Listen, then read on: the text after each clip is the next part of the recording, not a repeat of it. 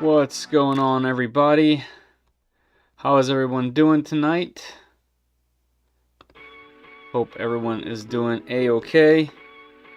Please, as always, let me know how my audio is so that we can continue. And I have another little favor to ask of everybody, because I seem to be having a very interesting, hopefully, bug. No, Siri, you can't help me with this one. Go away, Siri. Okay. Hey, Jeff, how are you? Truggy, how you doing? Benjamin, hey, everybody, Bloodcat, Mika, the whole gang. Audio sounds good. All right, great. So what I'm noticing, and this seems to just happen, you know, when I was trying to start the stream, I noticed that in my content tab here, all of my content is gone. All of my videos. I'm down to 3 videos here, 2 live. My posts are here. I'm hoping this is just a glitch. I checked on my Google account. Everything seems to be fine there. If I go to my actual channel, all of my 148 videos over the past 2 years are here. All of my live streams are here. I'm really hoping that this is just a glitch and that it's temporary. I tried to sign out, sign back in. So obviously, if I seem worried or off tonight, this is why. I recently changed my password to Google. I have two-factor authentication on. You know, we'll just keep on going through the stream, and hopefully this is just some nonsense. But indeed, earlier there was even 4, and now there's 3 of these, and that's it. That's the only content that's left here. So the favor I wanted to ask of you guys, if you can go, well, you're watching this on my channel, obviously, but if you open another tab and go to my channel, does everything look okay there on your side? Like, I can still see... Let me clear cache. Like, this isn't how I wanted to start a stream, obviously, but at least it's happening on stream. Looks good. Hey, search. I see everything. Everything shows up for me. Siri, calm down. That's already twice today. Okay. I found this on the web for hey search I see. Everything shows up for me, Siri. No. Alright, so yeah. So if I'm a little bit off tonight, this is why. Because I'm obviously worried about that. As you can imagine, you know, 2 years of putting content up online, of it all just disappearing one night seems a little crazy, huh? Yeah, I mean, this was 4 a minute ago. So I'm not sure what's going on. I'm just gonna assume that it's a glitch and everything will be fine, so we'll carry on. Thank you for checking, guys. I appreciate it. Obviously, if all my videos are gone, well, boo-hoo. I'll just keep on going. But that is definitely going to be quite the issue. And I went into Google to check to see if there were any sign-ins or anything like that. Nothing weird going on the Google side. So it is what it is. Anyway, here's what's going on. Try a few videos and they play good. I appreciate you checking. Thank you very much. You did a Voxelab review 2 years ago as your first vid. Yep, that's the first one. Oh man, I'm literally sweating. You know, I don't know what's going on. Anyway, this is what we're doing tonight. We're going to be doing the stealth burner. There's going to be a couple things that are going to be different. And I tried to gather everything up right before the stream here, but I noticed that this piece right here, this is the back of the Clockwork 2, I believe it is, that's in the stealth burner. I printed the wrong one. The one that this is for will not fit the stepper that's included. The hole in the center is not big enough. I do have this LDO motor that has the wrong length wires, which, you know, I have extra wire that I'll just splice in. And it has the same gearing as a regular NEMA pancake. But it is just an LDO motor, but it does fit. So at least we'd be able to complete it. But I'm kind of bummed about that, as I wanted to run everything in the kit. So no pancake. I think we're gonna run this thing for now, just to have it assembled. The second thing is, because the kit calls for an afterburner and we're doing a stealth burner, I'm supposed to use this 4020, I believe it is, but we're gonna use this Sunon maglev 12 volt, which on the board I should be able to change it to a 12. If not, I'll just add a buck converter. But this also doesn't have wire, so I will just be snipping it off of this one, and we'll be using that one. So a little bit different, kind of a bummer. So this part is going to be the only part that's different from the kit. From the kit as it comes, but I don't think it's going to be that big of a difference. You know, we're going to be using this hot end as well. It's almost like a super fancy V6 at the end of the day, but it has a point V6 nozzle with a really well machined nozzle by Zodiac. They don't exist anymore, but super cool when they did. So that's what we're going to be doing. I have all the other parts, like the extruder parts, PTFE, the heater and cartridge style, what's it called, thermistor. Oh, right, for that I'm gonna need some thermal paste, and I have some Zodiac thermal paste somewhere in this nightmare. Yep, here we go. So Zodiac thermal paste, we'll be needing that. Otherwise, the only other thing to note is that these prints specifically were the first things I printed on the Chitty-Tech X+3, and that was before I calibrated it. So hopefully everything fits nice. I did some testing beforehand, and everything seems to click fine. Like, for example, I know for a fact, here we go, let's do this. I know for a fact that this is going to be a piece that clicks together, and there we go. So that seems to fit. So because of that, I have a feeling it'll be fine. But just in case, we'll see. And actually, I might need pins, unless they're in here. I was gonna say there's pins in one of the other things back there. Yeah, I think I might need pins. Well, we'll see when I get there, because there are more things of that nature. So hopefully I have everything that we need here.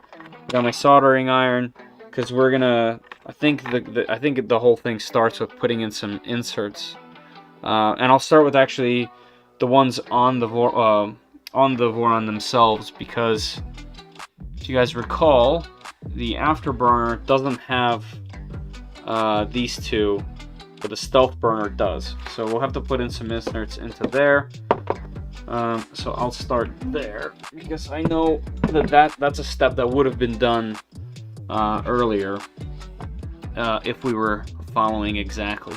So I hope everyone is not only having a good day, but also doesn't mind these slight changes.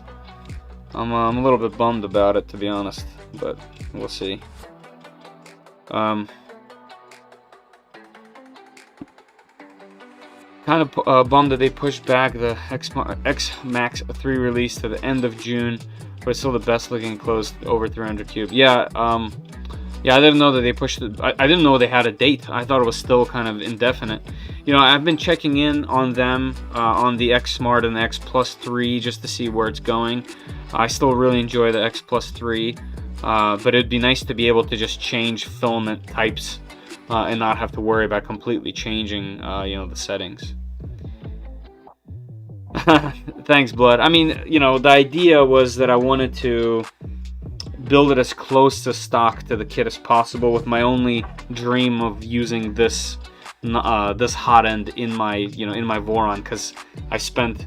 Sorry, I gotta wave at the camera so it follows me. I've had this thing for well, I guess like a year and a half, and just waiting for something special, and I had it on my custom machine, and I never really got to use it. So, but now there's like all these little gotchas. The other thing is, you know, I have a feeling I'll be swapping out more fans. Like, for example, this fan here, which is the main cooling fan. It's a sleeved bearing, which is not necessarily ideal. It'll be fine. It'll be fine. But I'm sure it'll go bad. And when it does, I'll just swap it. And I do have a Noctua, but I don't know. It's just I didn't want to throw a Noctua in there. I want something with that's a bit more like regular, I guess. I don't know why. Actually, I don't have a good reason. But I have both the 20mm Noctua, which won't fit in here. As far as, oh well, it's not a 20. Yeah, the 20. And then the little guy, the little 10, I think it is. Michael, how are you? Yeah, hot end time. All right, hold on. One more thing. Oh, everybody. So there is a pinned comment all the way at the top of the chat. I will be doing a giveaway. Quinn Man. What color and type of giveaway? There he is.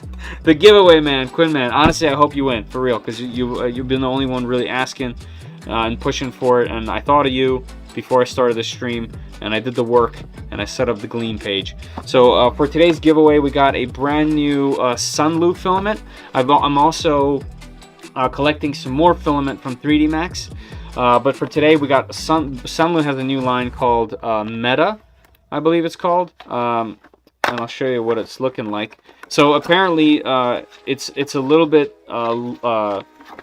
It has a lower melting zone, so the temperature is 180 to 200 instead of 200 to 230 on their other filament. There's this beautiful like teal blue color. It looks a little bit more blue on my screen than it does in real life. It's kind of like an aqua green. Beautiful looking color.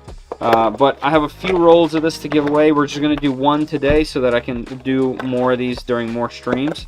But yeah, throw your name in there, and towards the end of the stream, I will choose a winner. Hopefully they're in the chat, because I'm going to be giving directions on how to receive it at the end. So if you got to leave, you know, I'm sorry, but try to come back in some way. I would love to give this to someone active that's there, you know, in the stream.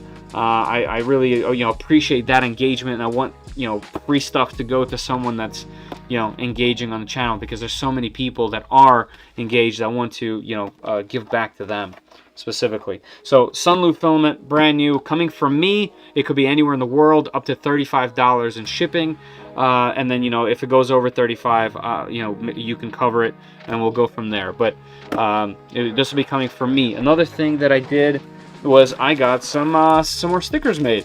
So I'll throw in at least a sticker into the package for the winner, so that well, you can represent your favorite channel. Yeah, right. So there you go. Hey Cole, how are you? Mr. Ed, yeah, it seems like it's going really slow, as in the build, but I'm also doing 2 reviews while doing it, so there's some delays, and then whatever is happening with my channel now, we'll figure that out as well. Let's see what it's looking like now. Apparently I only have 3 shorts and 2 lives on my entire channel. Oh boy, that's gonna be ridiculous to track down. Well, at least you guys are here with me for this, so we'll see what happens. You know, to say that I'm worried is an understatement, but we'll see what happens. I've seen some videos of other creators losing all their content, and I honestly don't know how I'm going to rebuild anything like what I have. 148 videos over 2 years is nothing to sneeze at, so we'll see. Anyway, so it looks like we're going to be starting with Clockwork 2, so that's cool. And looks like we're doing inserts, so might as well fire everything up and get the inserts installed into here. Let's go ahead and move this as far forward as I can get it. This is also hilarious. I mentioned it to a few people in a quick live that I did on the Discord yesterday, but I went and bought a machinist square, and this is what came. I thought it was 150 by 140. Jeff, you crazy maniac. 5 more gifted memberships. Thank you so much, Jeff.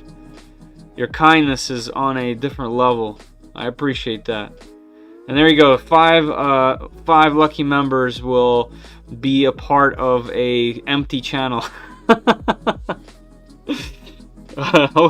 Hopefully it's just a glitch.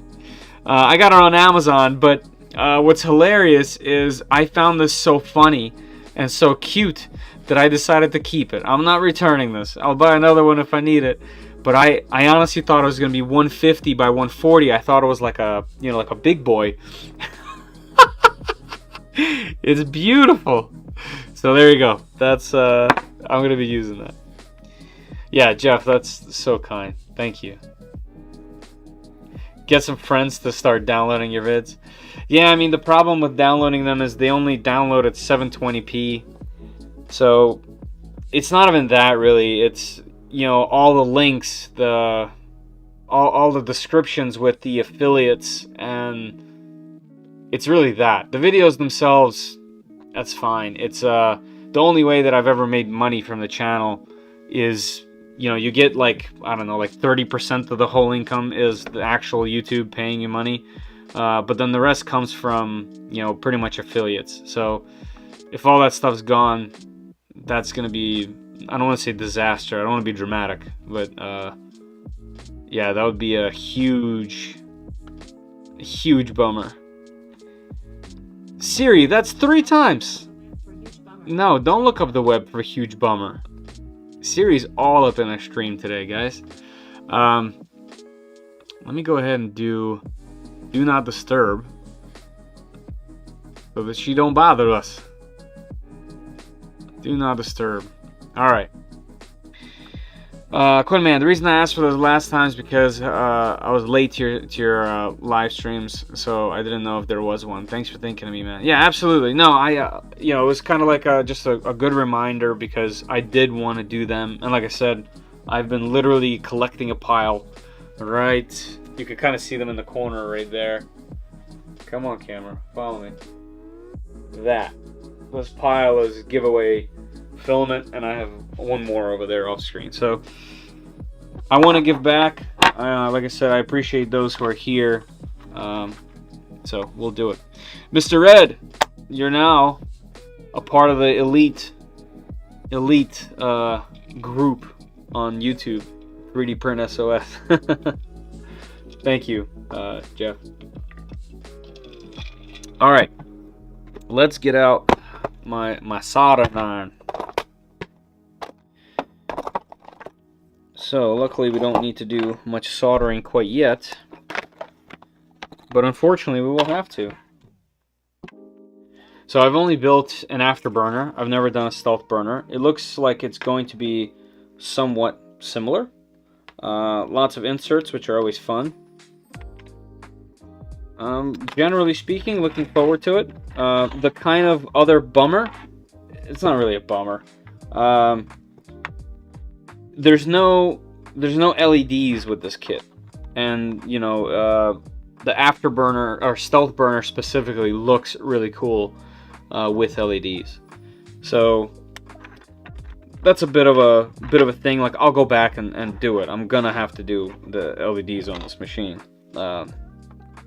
Or maybe we'll go with the anti-RGB style, you know, and not do any. But for now, my thought is I want to do it. Also, I'm going to be using a buzzer. So I'm using my 6S battery. This one doesn't seem to work very well anymore on my quad. So I'm just going to... It seems to be fine on my soldering iron here. It heats literally instantaneously. I would set to 350. So I put on this little guy right here, and it tells me what each cell is at. So let's see where we're at. So 4. Yeah, so 4, we should be good. I'll usually stop at around 3.6 average. So we should be good there. Let me get out some of these. And actually, you know what? Before I open my big kit here, I'll use this little. I found this little baggie. I'm not sure if it's specific to something, but it has a bunch of hardware in there and some magnets. So I'm just gonna take it out of here, and we'll do it that way.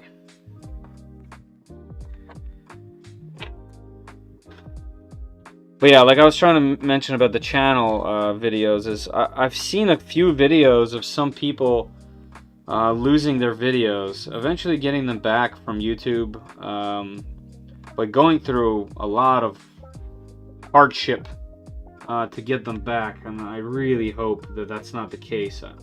I'm thinking maybe there's just some glitch at the moment where I'm just not seeing them. That's my hope, at least.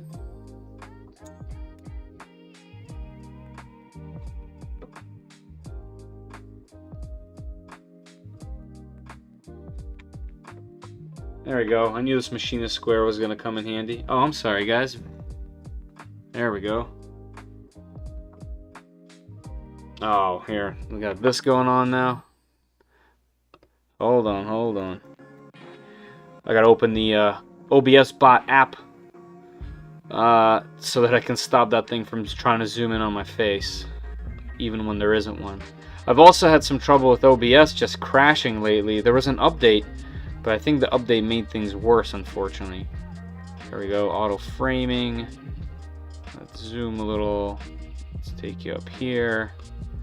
And then if we take off focus, I can tell it where to focus. There we go, now we're looking good. Alright. We back yet? We back. Let's go. We have a lot to do in this stream. And then, after that is done, the next part is getting all the electronics ready, and then wiring. Which is, all that sounds frantic. go, just past the actual lip of the plastic. That seems to be the best way to do it. I love this little thing already. This is amazing. Look at it. Ready? Boop! I love it. It's so cute. It's like a key. It's like a really heavy, precise keychain. Alright, let me get slightly more organized. And we'll just move on along. Also, we will be destroying this fan. As some of you guys know, to get the fan to fit into the cooler of the STEALTHBURNER, you have to cut it. So that should be fun, taking the nice Sun-On maglev that I really enjoyed on my other machine and cutting it up. Should be cool. Not gonna make me sad at all. Not one bit. Alright, let's get you down here.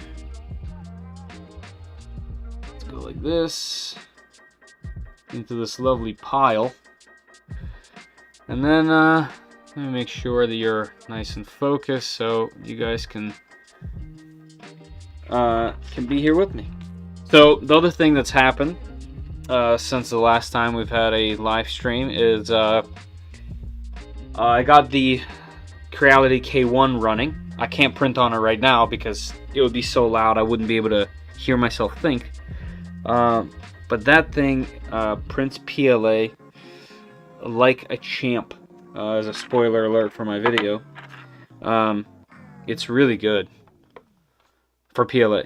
I can't test anything else because the extruder, allegedly, my extruder, the one that I have on my machine, non-production extruder, apparently can't hold high temps. So I can only test PLA and TPU, which they said it can't do TPU, but spoiler, it can. But definitely fun machine for sure. Let me get this. Let's get my helping hands, just so that I have a nice platform in case we get a little hot. I don't go through anything. All right. Let's see. Let's do this one on the right first. I've been thinking about doing a press more and more. It would have been nice to do before this particular project. But I've been thinking of, there's lots of ways to tackle one. I can obviously just print one, and appears that all your videos and shorts and live streams are there. Must be on your end. I hope it's just like a weird glitch. I tried signing out, tried signing back in, tried my other account because I have the 3D Print SOS RC account. I also tried logging in just to my Google account because YouTube is Google, and I still get the same result. So I'm hoping it's just a glitch. I'm trying not to panic, but it's obviously hard not to panic. But yeah, what I was thinking about doing is I have a box just full of old 3D printer parts, some of which are from like an ANET A8 Plus, just for an example.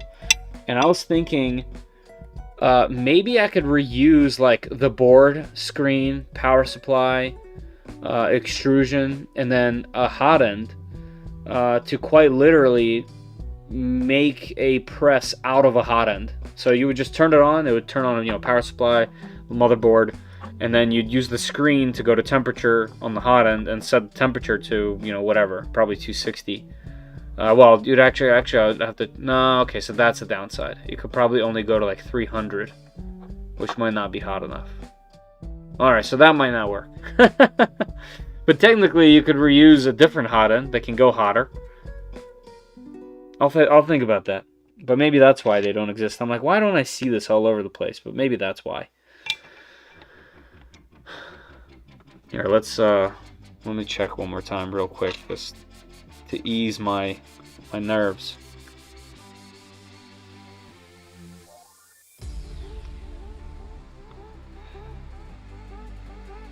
Yeah, I mean, kind of a bummer.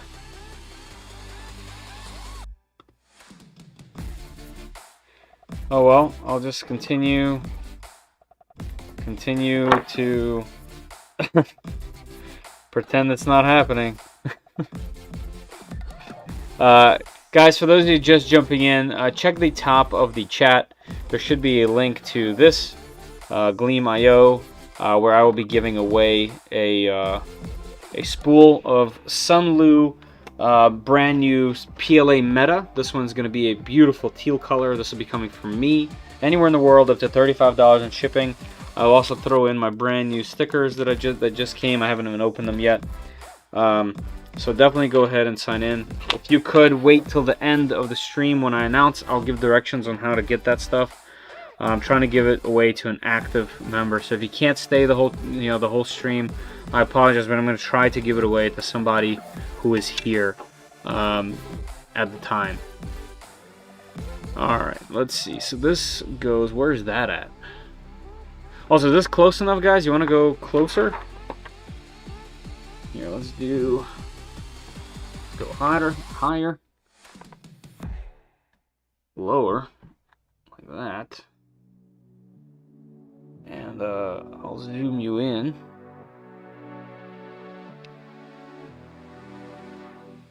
Let's see. Yeah, let's do that. Let's come up here a little bit. Image. Bam. Love it. Wish it was a little bit faster to do all that stuff, but I've seen heat set press on printables using soldering iron. Yeah, there's a ton, and I do have an old soldering iron that I don't use.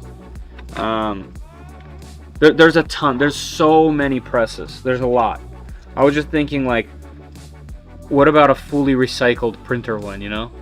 Hey, dum-dum. The name. Oh, we're going here. Alright, you know what I need for that. Bam! 3D vise. 3D printed vise. I think I'm going to print a new one of these. With the different, what are they called? Screws here.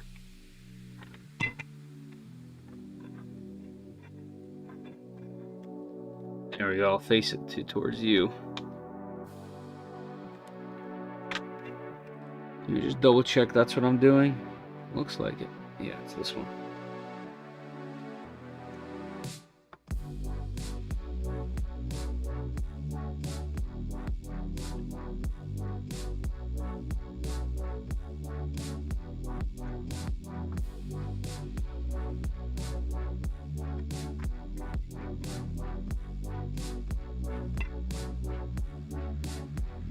Voila. Alright, I think that might be it for for pressed inserts. Let's do escape.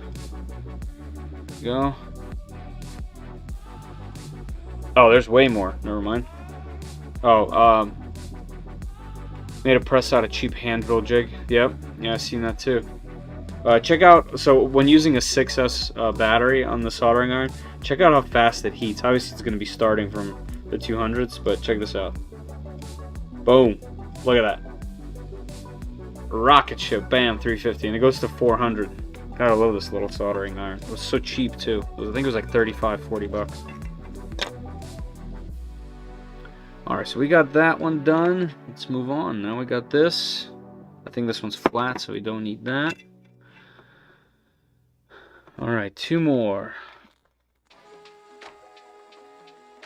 Let's get her done. We are currently experiencing technical difficulties. Please stand by. Yeah, I didn't realize there were multiple versions of these. Recycled printer press would be pretty cool. Make a machine to recycle plastic bottles to filament. Yeah, both of those I think would be pretty useful and just cool projects. But yeah, I guess I'll have to do some research about how hot hot ends can safely go, because I think that would be a good use case for an old retired machine. that would otherwise be, you know, recycled, taken apart, or thrown out. It could be made into, you know, a press, for example.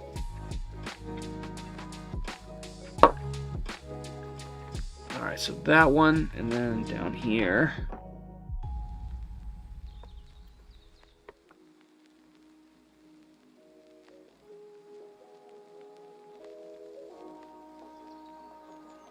These are so satisfying.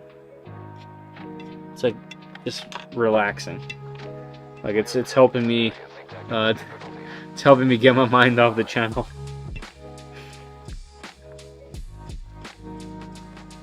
Yeah, I wonder what I could even do. Like, I guess I would contact someone at Google, but they don't, it's not like anyone ever replies from there. Like, the company's too big to have a personal level, you know, like, too many people would be calling them with nonsense.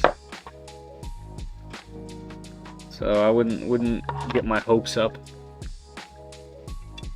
for getting amazing support from this, unfortunately. Maybe that's just me being a Debbie Downer.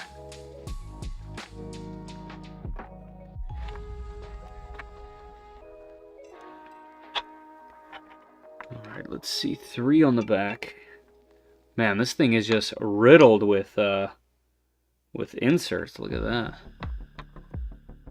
Below the surface of the printed part, mine the cutout of the part and make sure you install it straight. Oh, I see. Yep, okay. I'll do that one next. This one.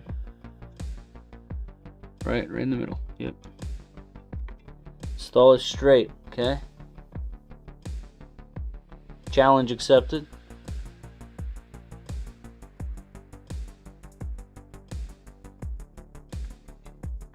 Alright, that's pretty darn straight.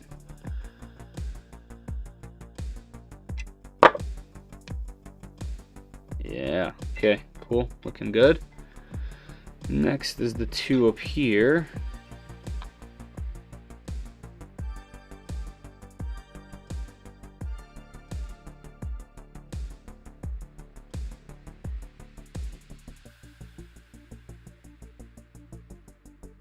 You know, inserts really do make a printed part feel so much more legitimate, you know? What are we at on the battery? 3.95, still good to go.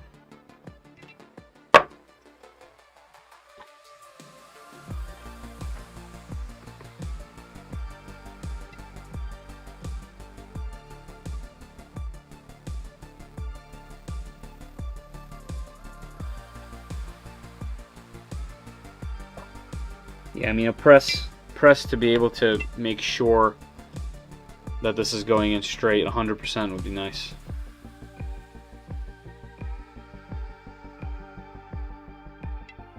All right. Cool. All right, let's see.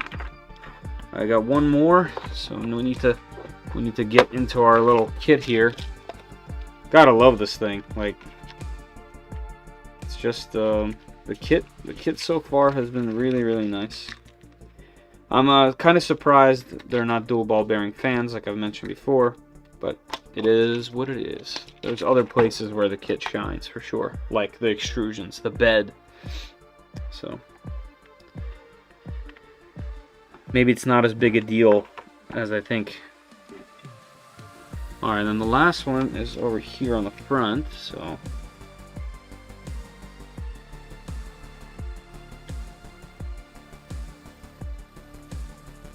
is there not one here? Huh. Top insert, hold on. Did I put this below? The top insert needs to sit below the surface of the printed part. Oh, like deeper. Alright. No problem.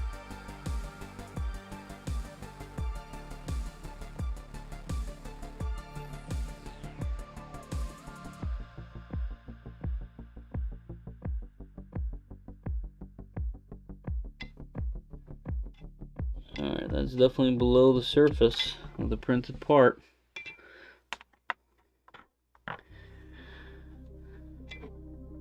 back to this wild one.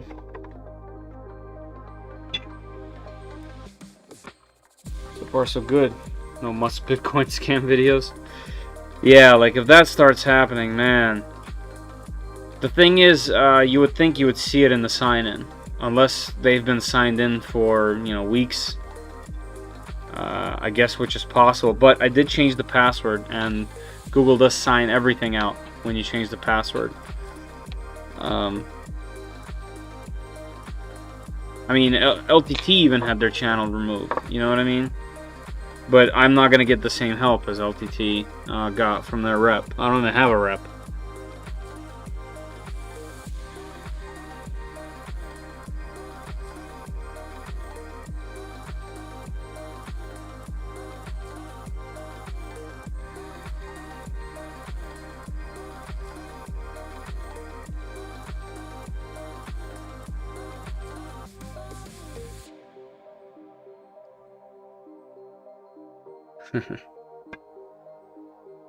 Yeah, I mean, you know, if you guys notice that there's something wacky going on, you know, I know you already would, but please definitely let me know if there's something wacky happening.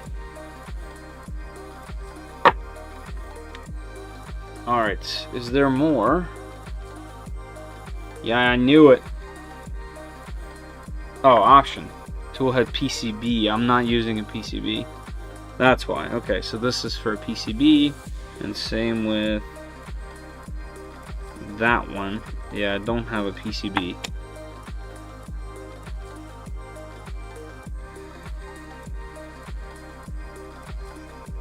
Oh yeah, more. Cool. Love the smell of plastic. Melted plastic. Oh, actually, I need that, I think. Do I? Let's try without it.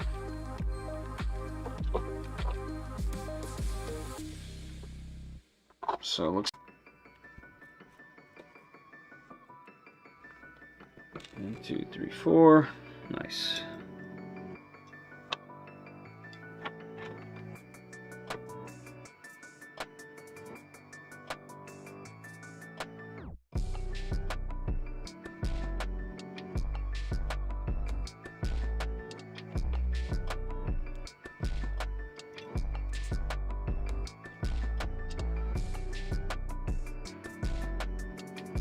For those of you just jumping in, I'll try to mention as much as I can, try to hook people up, but there is a pinned comment for a free spool of filament. It is a teal roll of Sunlu brand new Meta, I believe it's called. And they'll be coming from me anywhere in the world, up to $35 in shipping costs. And I just got stickers stickers made and cut, so I'll include one of them, at least one. And yeah, just sign up. Hopefully you stay towards the end of the channel, because that's where I'll be giving directions on how to reach out once you are the victor. I'm gonna be an expert on these. Yeah, I mean, I already do these a lot anyway, just for all kinds of different projects. So yeah, I mean, here's right, focus is manual at the moment. But yeah, I like to get them just below the surface and then press them with something metal so that there's kind of like a little lip. But yeah, should be good. We have one more to do. Looks like it's... How do I know which one that is actually? Let's see if I hold it this way. It's that one, okay.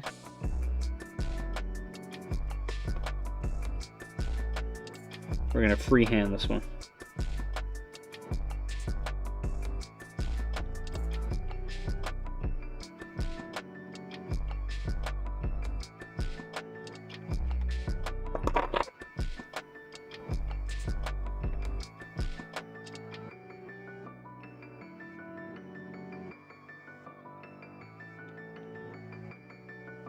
Anyone got anything cool on the printer tonight? I printed one of those little bazooka launchers that's on printables right now in 200%. It's down there, all the prints from the K1 so far for the video. That thing's fun. Cool little launcher. Great design. Alright, let's see. Do we have any more? Yeah, of course we do. Yes. Amazing.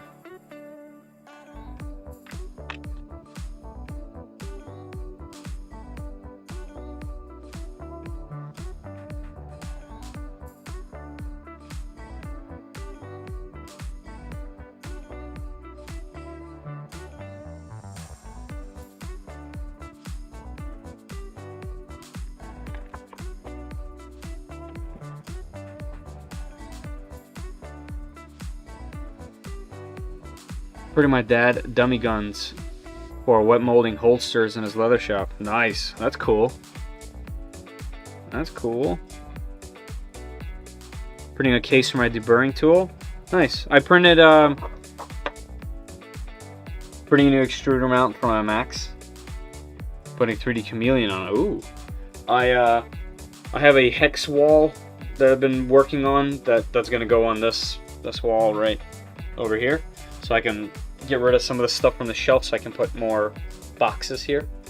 One of the things I printed was this little holder for the deburring tool and all of its little extra blades.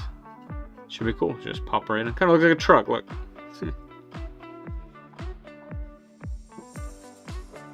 That's a cool little system for sure. Got a double spiral vase, ooh, on my Aquila X2 and PTG spool holders on SV06. Nice, PTG, hero would be proud, Will.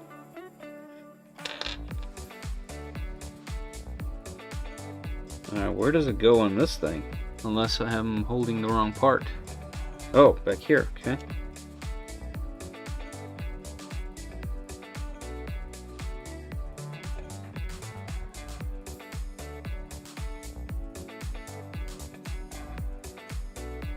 These holes are like perfectly sized for these things.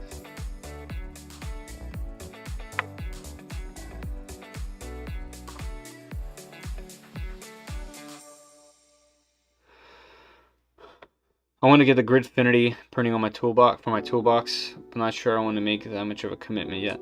You know, it's the only reason why I've never done Gridfinity, is because like I feel like it's a commitment and it's always I've just always gone some other way. In fact, on my desk here, you might be able to see it. I have drawers that are printed. There's four drawers. That could have been Gridfinity. Technically, it would have been better than just 4 junk drawers.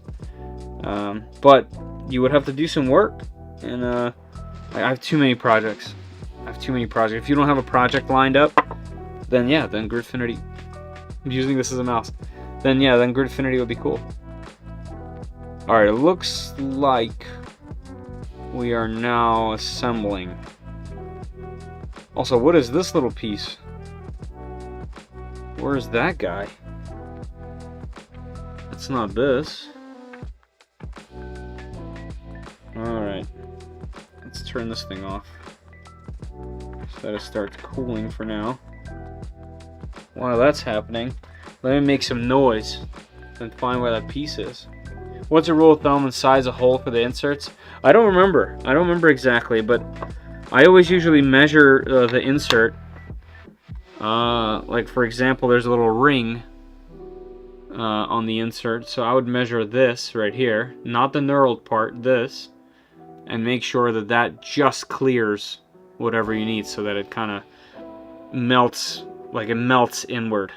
So I would match that outside diameter with the hole. That's how I've done it. I don't remember what it is off the top of my head, but when I've designed for those, that's what I did. Alright, admittedly, me searching through this is going to be loud, so I apologize in advance. But I gotta find that piece. I don't remember that piece.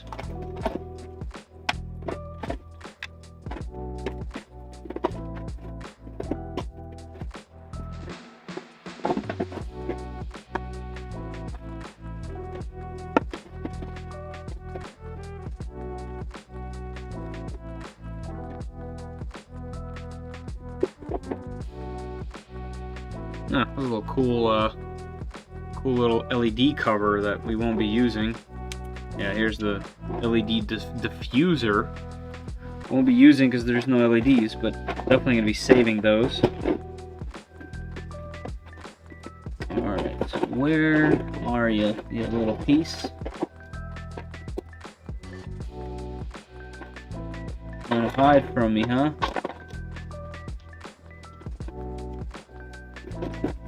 There it is. Got it. Alright, sorry about that noise. I know that stuff's directly like into ear loud. I basically switched from PLA to PETG. Most things I print would benefit from the chemical resistance of PETG. Yeah, PETG is great. Like I was saying earlier, I have the most filament I have is PETG because I haven't used it in ages. I really need to just start using it instead of PLA, to be honest with you. Especially now that I have machines that are a little bit more capable. I feel bad for my stock hot end on my Ender 3v2. Hey, if it's working, it's all good.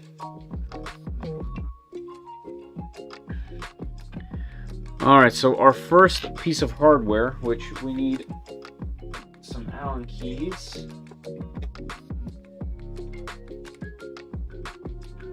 And you know what? Let's get out the big guns, right? The Hodo tool. So we got this guy and this guy. And they're gonna go together in some way. Oh, that has to fit like this. Alright, remember when I mentioned earlier that these were the early prints? Where their fitment might be a little sketchy. I guess we're about to find out how sketchy we getting. Putting the soldering iron off to the side. It'll go to sleep. Let's see what the cells are at. 3.94. Okay, so we're very good on the battery because we will be soldering a little bit. J. Joe and Tech Bears. Yeah, Tech Bears here's good. I've had some Tech Bears PETG. California Filament. I have some links. If you're a part of my Discord, there's a link there. I think it gets you something on. I think it's like $5 off or something. Correct me if I'm wrong, but California Filament, really good, massive selection. Probably one of the largest selections of filaments in terms of colors that I've seen. Let's move this a little bit. I know you're just gonna. It's like a belly cam at the moment. I'm not trying to do that, but there we go. That way, I guess you can at least see what I'm doing. Oh, looks like it's gonna fit okay.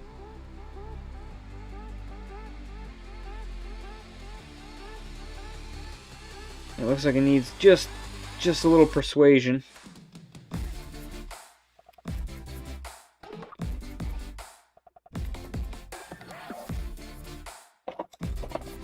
See if I can help it along just a little bit.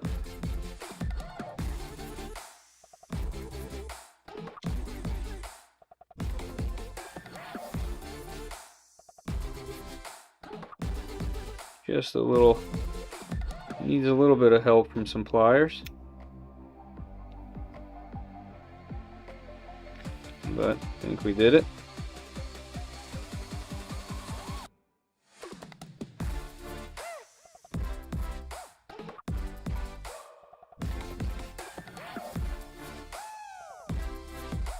Yep, no biggie. Okay. And it gets held in with a M3x16. M3x16, where are you hiding? M3x8, M3x12, M516,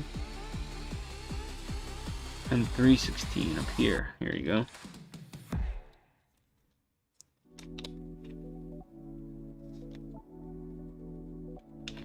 Wonder what this is all from. This little kit that was there. I don't know. We will find out shortly when we need some of that stuff, and it won't exist over here. That goes in here.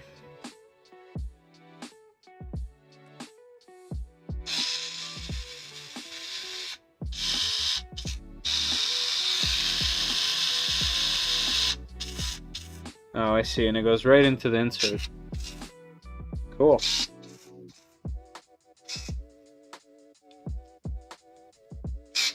Ow. Hey, Arnookie, how are you? I haven't seen you in a little while. How you been? What color filament's in the giveaway? It is this awesome teal. Here we go. It looks blue in here, but it's more green in person. It's a really cool color by Sunlu. It's the new Meta filament, which melts a little bit lower. It says 180 to 200 instead of their 200 to 230. So you can print a little faster with this stuff. And it looks like it's a little bit more environmentally friendly, according to their marketing at least. But that'll be coming from me. I'll be choosing a winner towards the end. Anywhere in the world up to $35 in shipping, and I will also be including a sticker. Yeah. So good luck. That should be pinned, and we'll pick it a little later. For the hardest time with PETG at first, I had a sampler box from Amelin. I switched to Overture and it's been smooth sailing. Nice. Hairspray, cool. Hey, Lord. How long does AliExpress? It depends on the seller, and I guess how much you pay, but usually like 20 to 30 days. Dum dum. Not so good. Heart issues. Sorry to hear that. Yeah, good to see you too. You know, hang in there, man. Hang in there. I know health issues are just they're very hard for everyone involved. So I feel you. I wish you wish you good health, sir.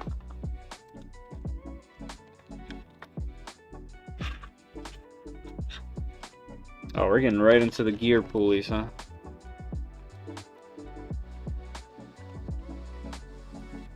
To the gears. Alright, so let's get that little guy. Come on. There we go. As far as this screw goes, I think I'm going to take my red one that I have and swap this one out.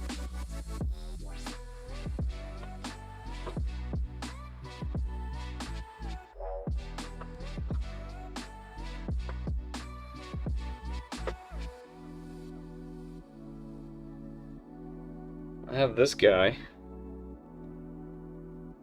instead of this guy. What are we thinking? The spring might be a little bit different. I'll swap the spring from the one in the kit. I think we're gonna use this one. Red? Yeah.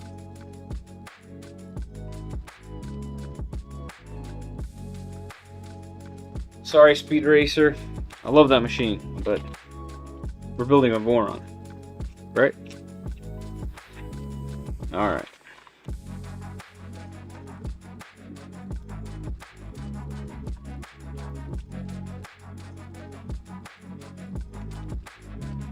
These have grub screws?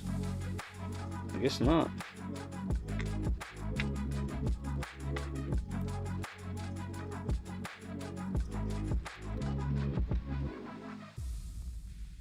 Alright, let's get the little needle bearings.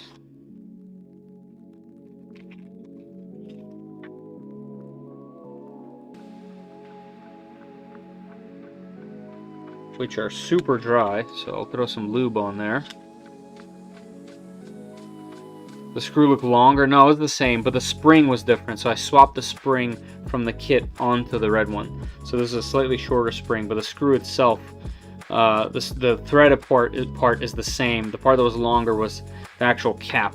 On the silver one, it was flat. It was just a little bit of an optical illusion, but I did notice. So what we're gonna do is I'm gonna grease How am I going to do this without destroying my hands?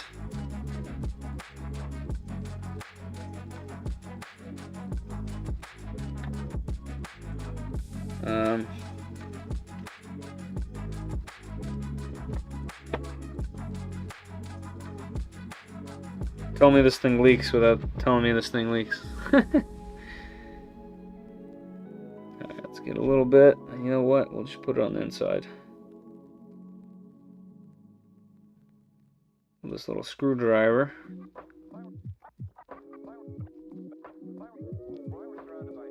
Not much. Hopefully it doesn't come out of there. Like onto the filament. But I'm thinking there's bearings, so like the red knob. Alright, Truggy. I hear you. Me too.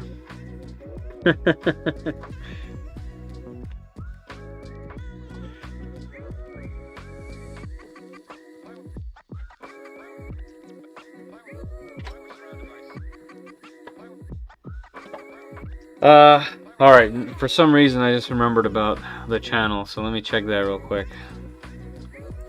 And all my videos are back. Nope. What is happening?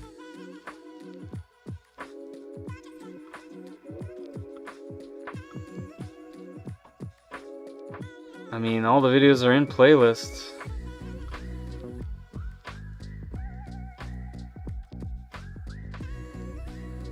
I don't know what's going on.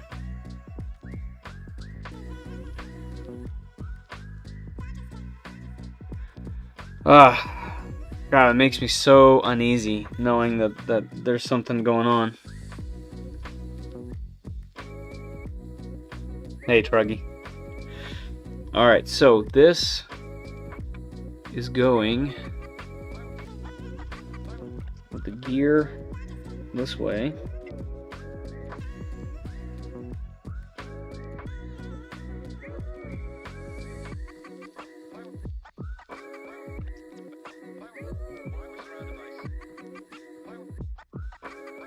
Let's see, what would be a good way to put this pin in?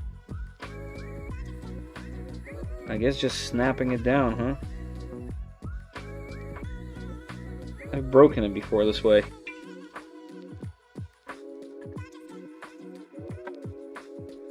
The first Sherpa that I printed. Modbot was mentioning weird things with his videos, like today. I'm hoping it just glitches. I'm pretty nervous about it, but I'm hoping it's just a glitch. Alright, here's another thing that I'm hoping. I'm hoping that I'm just going to push this down and it clicks instead of breaking. You know, it's ABS. It should just bend instead of snap. But I printed the Sherpa that I printed the first time. This part cracked on me. So let's see. Ready? Click. And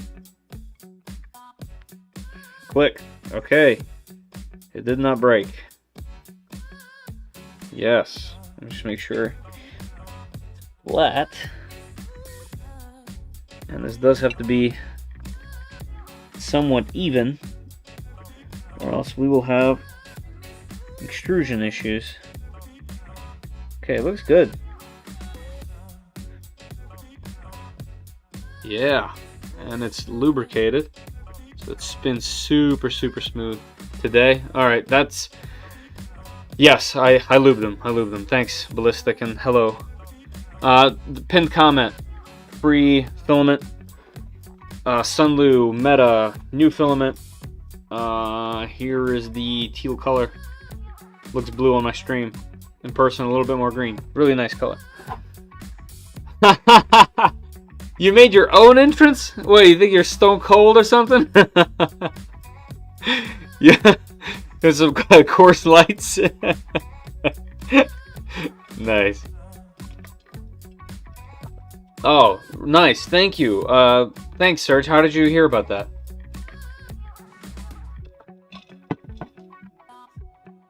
I'm sure bigger channels were just freaking out. Just freaking. Twitter? Okay. Phew. Man. That's a huge weight off my shoulders. I appreciate that. Thank you very much. Okay. Alright, look, we got a part done.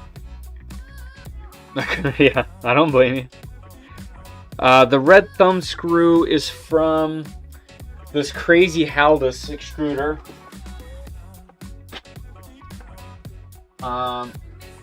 It is from this insane direct drive extruder setup.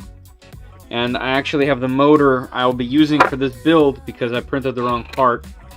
I'll be using the extruder from here, and as you notice, it has a much larger tooth than a typical LDO motor. But this is a Haldus branded LDO motor. The wires are going to be too short. I'm going to extend them, but yeah, it's from here. This is where I stole the knob from. And I put the other one that I stole back on there. But I checked the screw itself was the right length. However, the spring was too long on this one, so I took the spring from this kit and put it on there. So let's see if it gets in the way.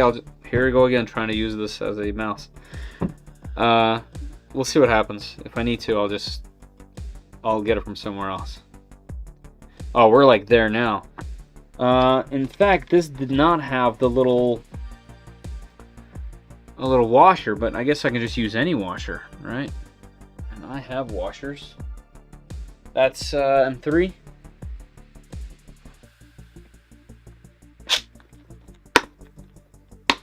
Haldus makes the red lizard, yes.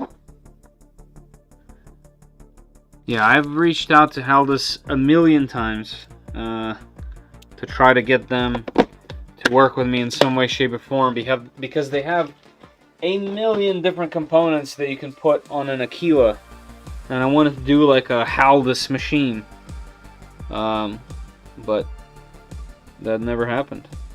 Alright, there we go. Put a little washer on there. So it looks like, why would this be attached now? I won't question it though. I'll just do it. Oh, that has to fit inside there. Oh, look at that. That's kind of neat. There's like a little there's a little key. Let's see if you can see that in the camera. There's a little key slot, and it fits perfectly right there. Bam. Slots right in there. Man, the design is just always on a level. Oh, it looks like I actually need the longer spring.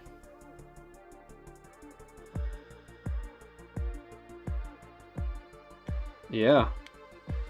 Alright, grabbing longer spring. I can't find much from them in terms of site or social. Yeah, there's nothing. The only thing they got is their store on AliExpress. And that's where I tried to reach out. And I did hear back from them, but it was so broken in translation that it was very, very tough to talk.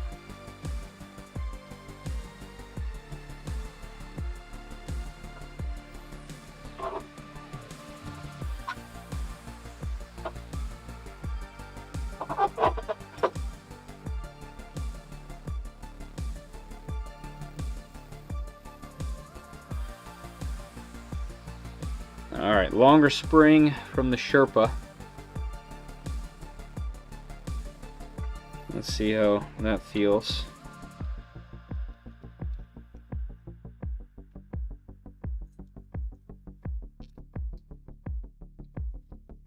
Yeah. Yep, that feels better. We're gonna do that. Cool, our first little part. Lubricated and ready. I'm a child. Alright, check bearing fit. Bearing must slip on and off the shaft. Easily allow the gear to self-center. Press the bearings in the shaft will damage them. Lightly sand the shaft if required. Okay. Let's see. Nope, that's perfect. And we need this piece. I think they call this the motor mount. And the bearing fits in there perfectly. Actually, I think I just pulled it out of the other end. I did. kind of a bummer. We'll pretend that didn't happen. The fit and finish on the Red Lizard seems pretty good. Yeah, packaging is nice too. Seems like they've been inspired by Fysetc designs. Yes, I think so as well. And yeah, the one that I showed you, that Haldus extruder, is super high-end, like very, very premium feeling. Uses really high-end materials. It's just kind of wacky and never came with a cooling solution. Otherwise, I think that thing would have been pretty good. One more. I'm having issues printing on one of my Aquila X2 hot end, on one of my Aquila X2 hot end put on a new one, and it doesn't work. I believe the motherboard or firmware got corrupted since it doesn't heat up constantly. Interesting. So it sounds like it's a thermistor issue potentially. Was the thermistor new as well? New heater and element and thermistor. Oh, okay. So depending on what heater and thermistor you put in, if they're different enough, you're gonna have to change them in the firmware. Did you know if Gleam Giveaway accepts multiple accounts with the same name? Honestly, not sure. Not sure. You know, I don't necessarily encourage that, but I don't think they can actually limit you, because, you know, there could be a million Sean Smiths. So I only said Sean Smith because that's a good friend of mine. Voxelab kit install. Ooh. Try to use the stock one. See if you can like plug it in. If you have it apart, see if you can just plug it in. Obviously have it in a safe place and ready to turn off. But see if you can heat it with the stock one. Alright, that's there. Let's get this bearing on. Okay. Main body, yeah. Let's get that main body. So this bearing gets pushed in there. Oh, okay. How do I push that in there evenly? Will we see the bearing? Avoid pressing the inner ring of the bearing. I'll do my best. Let's see, let's try this Allen key approach. That's working. Okay. Careful. We'll only find out if that's seated correctly later. Seems good though. Actually, I think we can test it. Oh, it came off, so...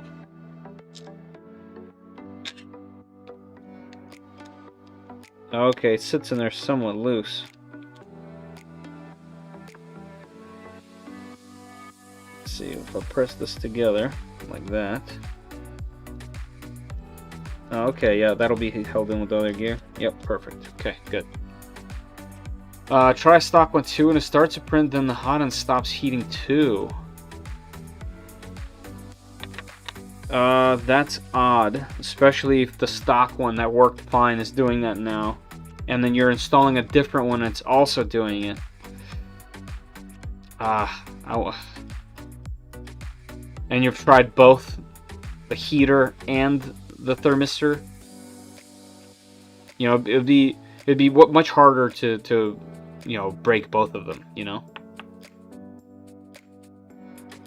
How do I get my printer to automatically level with Octoprint? You don't do it with Octoprint, you do it with firmware. So if your firmware doesn't have auto level, oh, yeah, I mean, it's all firmware. Leveling is firmware related, not Octoprint related. Unless you mean like the command to level. Gotta love firmware time setting up Clipper screen. Yeah, Clipper screen is great. Jeff, I don't remember if you were here last time, but I got the Victorytech PAT 7. I'm thinking about using this on the Voron. Like, once it's all set up, I might actually even take the Pi out of here and just use that for it, because it's, you know, the screen will be really nice in the front. I'll have some interface. could be useful. Actually, yeah, because that has USB on the back, so I could use the 80XL. I'm thinking about using that because it's 7-inch screen would be amazing, I think. But that's after. So it'll be LEDs and things like that I'd want to do. Sounds like a misconnection on the board. Yeah. It's, if if 2 of them are doing it, then it's got to be board or firmware related. M3x6. M3x6 is this little cutie. I have a BTT 4.3 and it's awesome. Yeah, I have a 5-inch screen as well, but it requires a Pi, and I have one now. Oh, that might be a thing as well, actually. Instead of using this, I have the Pad 5, and I never was able to use it because all the stuff happened with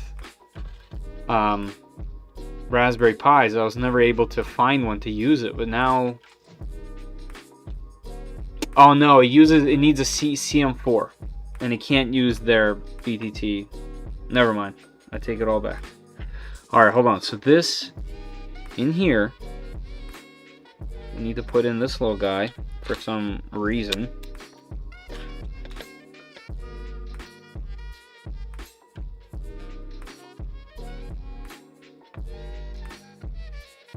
What's this little guy for? Seems interesting. Maybe for a magnet of some sort. It goes flat.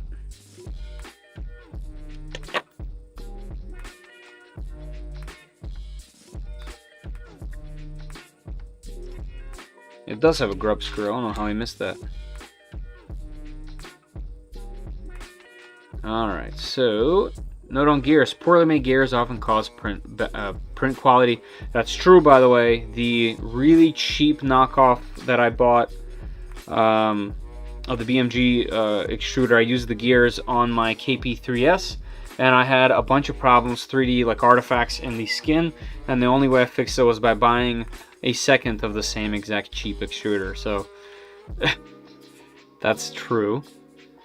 Bondtech's gonna be great every time instead of sometimes. So if you can afford it, that's what I would suggest. So make sure you set screw, yes, okay, initial position. So from here, 15.6. Let's get 15.6 up. Alright, 15.6. No way. Look at this eyeball. Wow. That's crazy. That's insane. I mean, what are the odds? That's hilarious. I've never had a better eyeball than that ever in my life. Wow. But I'm gonna go ahead and tighten that. That's incredible. No way. Wow. Patrick, hey buddy.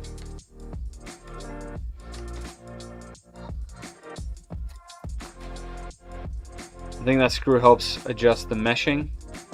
Oh, does it? I don't know. About to find out. I'm not sure. Like I said, I've only ever had the afterburner. Never had the stealth. I can't believe I was able to eyeball that. That's just funny. It's also not exact because yeah, like that's better, unless this thing wasn't in all the way. No, it is.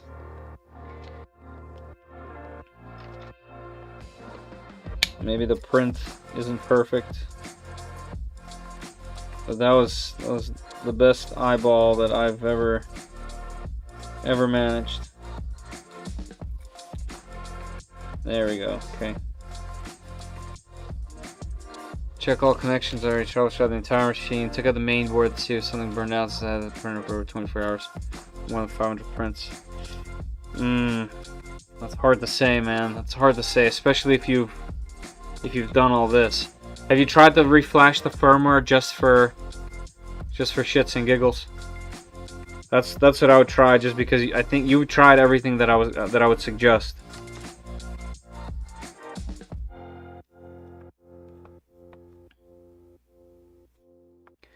Oh yeah, this is coming together now.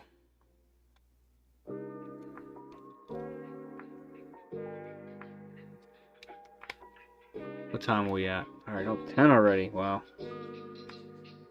Time flies when you're having fun. Oh, that's so smooth. Look at that. Yeah, cool. Make sure none of the pins got bent when swapping the cables. Yeah, maybe. That could be a thing. Maybe one of the pins is bent a little bit. Something maybe shorting somewhere. When you get it mostly assembled, you can pull a piece of filament through it and find just the gear. Yeah. Oh, it actually looks pretty good, like looking through. Yeah, it looks good. Okay. Then we'll figure out what that screw does. Alright, M325. Where are those hiding? M320, M330, M340. I wonder if it's these two.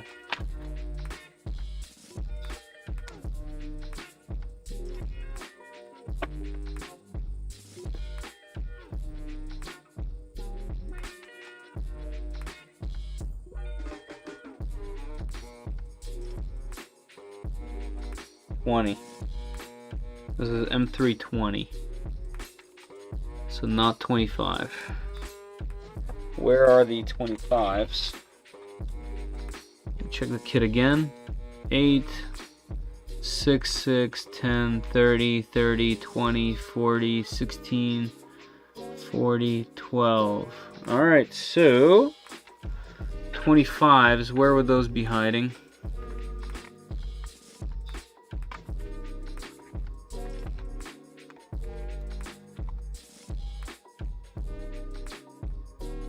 Search party time.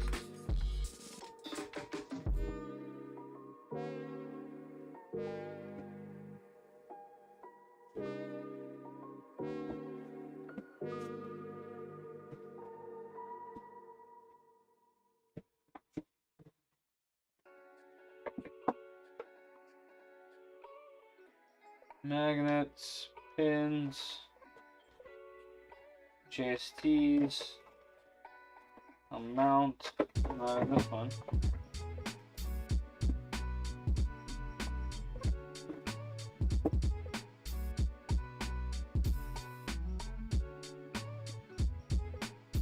Cable, tape,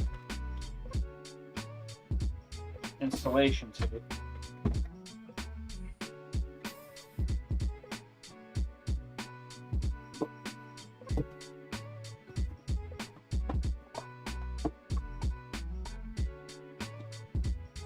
Any hardware hiding in here? No.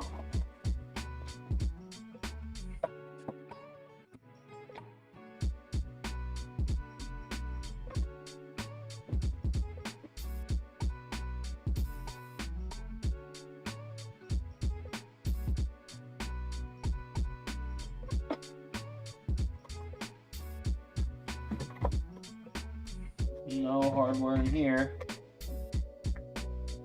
Alright, think that doesn't... Oh, right. It's not in the kit. Those two are not in the kit because the kit is for an afterburner, and we're building a stealth burner. Click the like button on the video. Thanks, Caleb. And I agree with you. While you're doing that, check out the link pinned in the top comment there for the giveaway for this lovely spool of this beautiful teal PLA Meta. Prints a little bit lower temperatures, so if you wanted to go faster, this would be a good candidate for printing faster. And I also got new stickers cut, so I'll be sure to include. Stick around to the end for me choosing a winner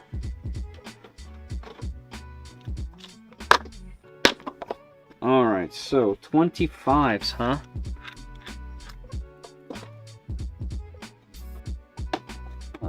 We need 25.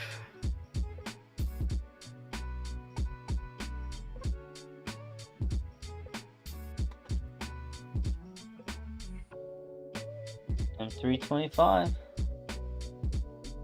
Got a ton of them.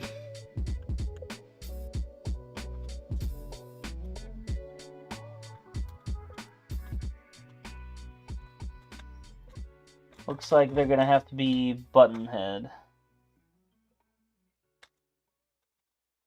Yeah, they'll have to be button head, but I don't mind. And hopefully those aren't like external facing so that you can't see them. I don't think they are. Let's see here. I really need to put the caliper somewhere. I'm gonna hang it.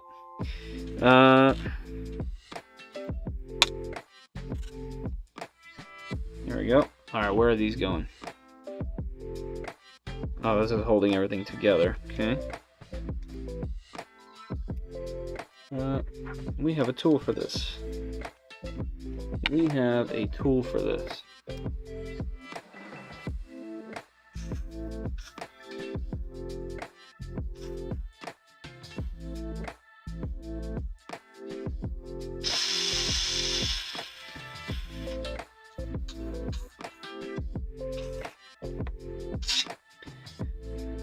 Why does this feel short?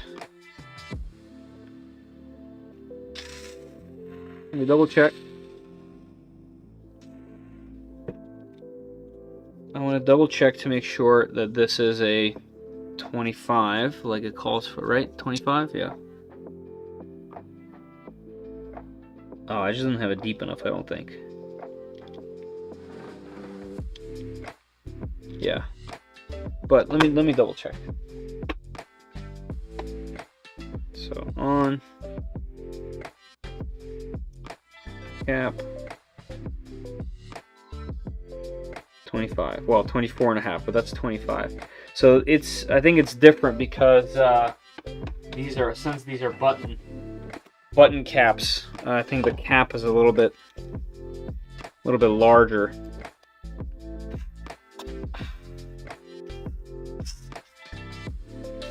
Yeah, there we go.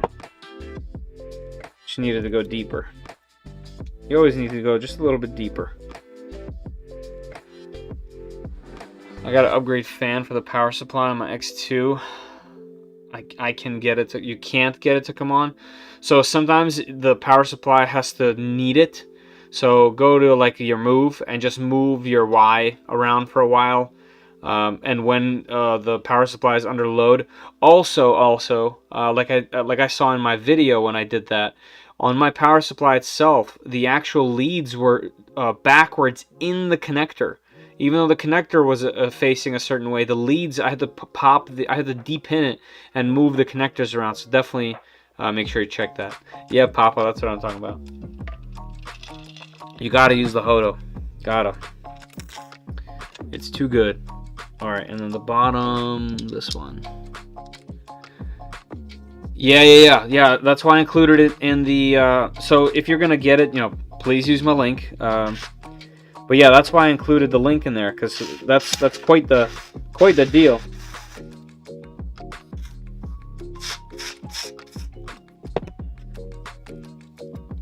I'm gonna go by hand, because the amount of torque. I want to pull that out. I think I'm already pulling that out. Yeah, I think the Hodo has has pulled out the insert.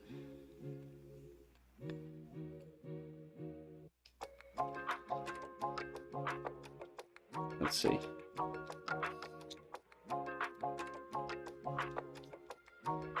Let's see what I've done. Oh no, we're good. In fact, make sure this goes all the way to the end. There it goes. Okay.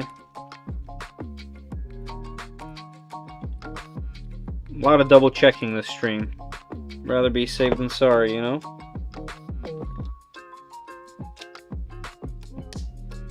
Rather be safe than sorry. There we go. That's feeling good. Oh yeah.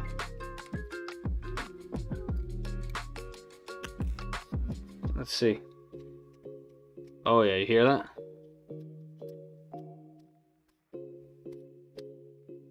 Very nice. Went through your link for the Hodo. Thank you. Yeah, depending what's happening with YouTube, I might need it more than ever.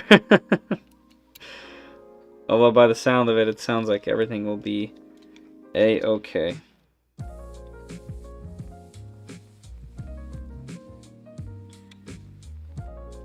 Alright, how do I get this to sit evenly? Are there more points of contact here? There is, right there.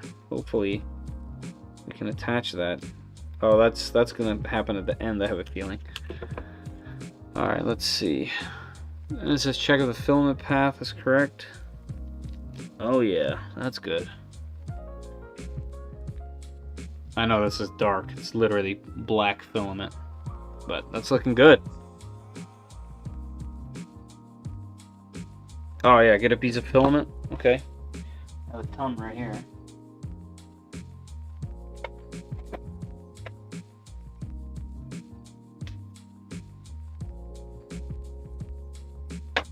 End of a spool.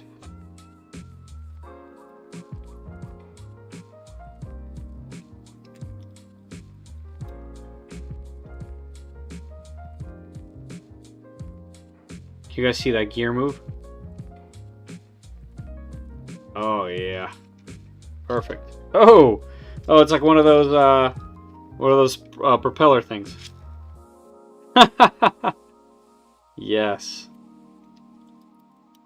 I'm a child. Listen.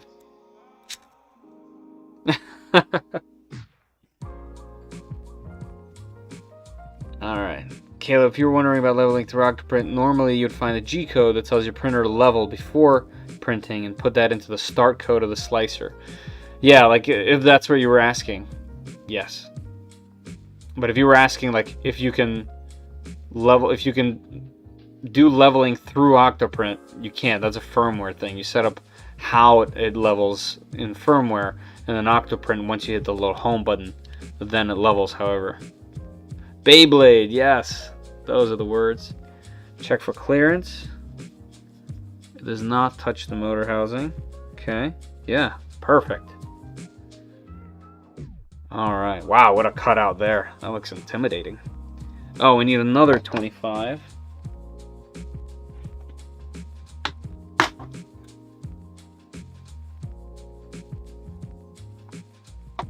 There goes this one.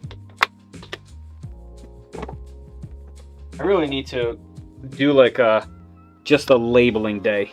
Like I have a labeler, I just need to go in, use the labeler on everything and label all my screws. It'll just make it so much easier.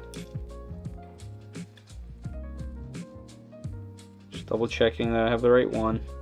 Yep.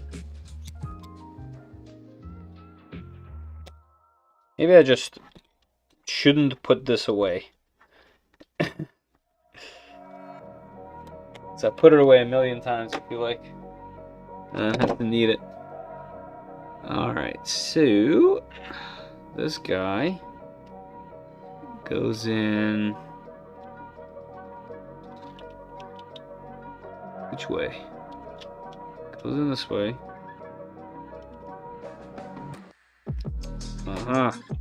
Click.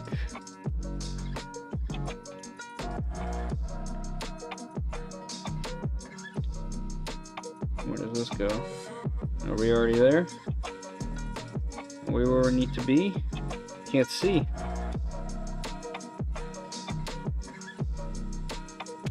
There it goes. There we are. Alright. This can go through. Tensioning the arm, it must move freely. Tightening the bolt may lock it in place. Okay.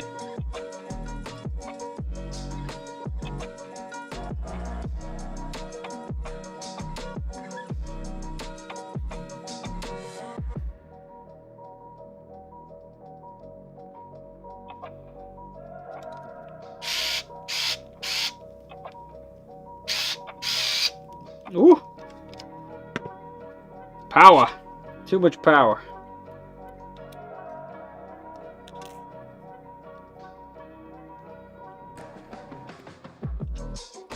Yeah, totally locked it in place. Chill, Hodo.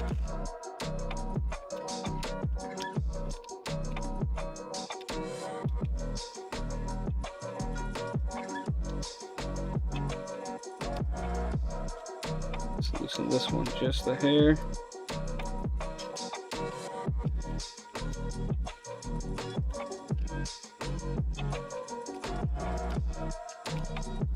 Okay, there's a nice click to it. There we go. Got it worked in there now.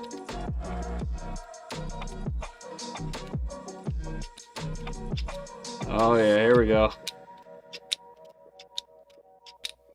Sweet. Can't be mad at that. Okay, you can kind of see where it was making that contact up top. Right here.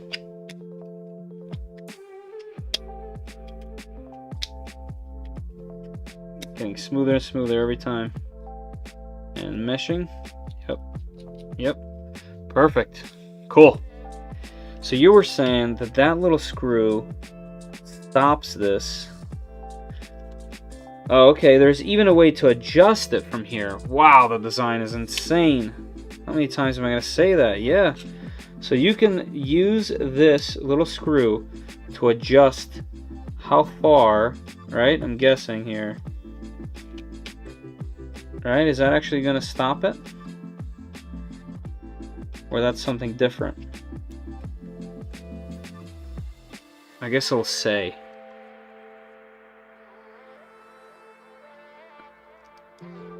Like that's all the way in. And this, what, tries to push it out?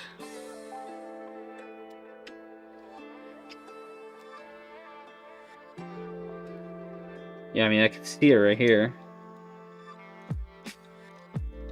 Interesting. Aha, yeah, so that is how you tension it. Cool. That is so cool. But we're going to do that when the mechanism is clamped, because otherwise this top isn't being held by anything. Oh yeah, I just felt that move. Really cool. What an example of engineering. It's just incredible. Alright, and that will work itself out. It's already doing it.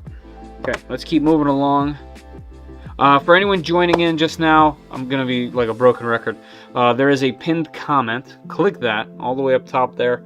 That is for a giveaway that I'm doing of this filament roll right here. Awesome color by Sunlu. This is their Meta PLA, which prints at a lower temperature, which means you can go a little faster. And it's a little bit better on the earth, apparently, according to their marketing. I have a few of these, so if you guys like these, I'll be giving away, I think, 3 more of them, or 2 more at least. And this will be coming from me, and also some brand new stickers. So, let's do it. Alright, now we got the lever. And another 25. Maybe I shouldn't put this away.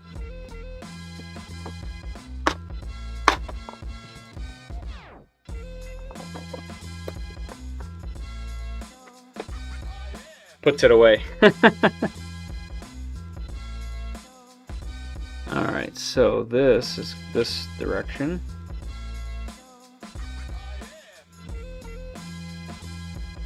This is going to go into where?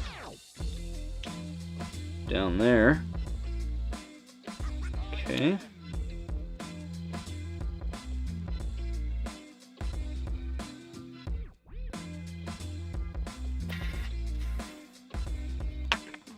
Whoops. Looks like I missed it.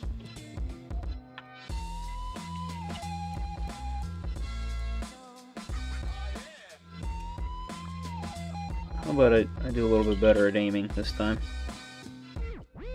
There we go. Yeah, that's in.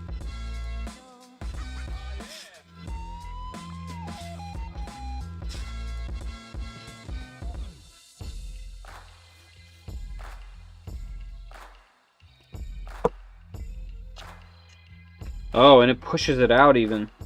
That's so nice. This is so nice. So the way that it works is this part has a spring in it, and it's under tension, and this is where the clamp holds this part. So you push this in like that, that's where it grabs the filament, and then this lever should, see how it like pushes it in?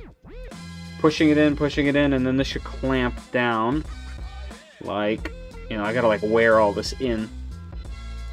Oh yeah, that's too tight.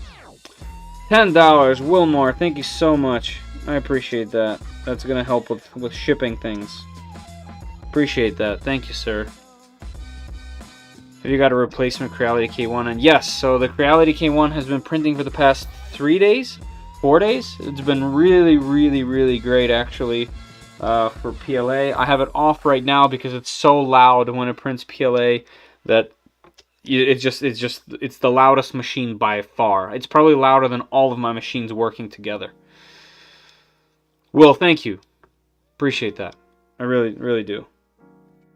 Alright, let me loosen this. See if that'll give it some more.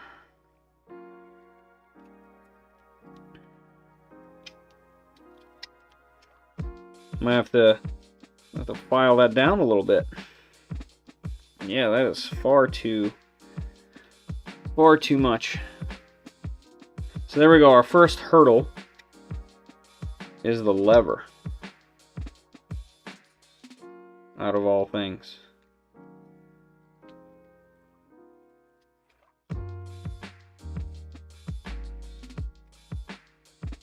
Yeah, it looks like it's, at least what it feels like, is it feels like it's pulling it in too much. It does lock without the spring in place. And actually, listen to that. Bam! It's quite the lock. But with this piece in place, maybe I need to loosen the tension. Let's see if that's the case.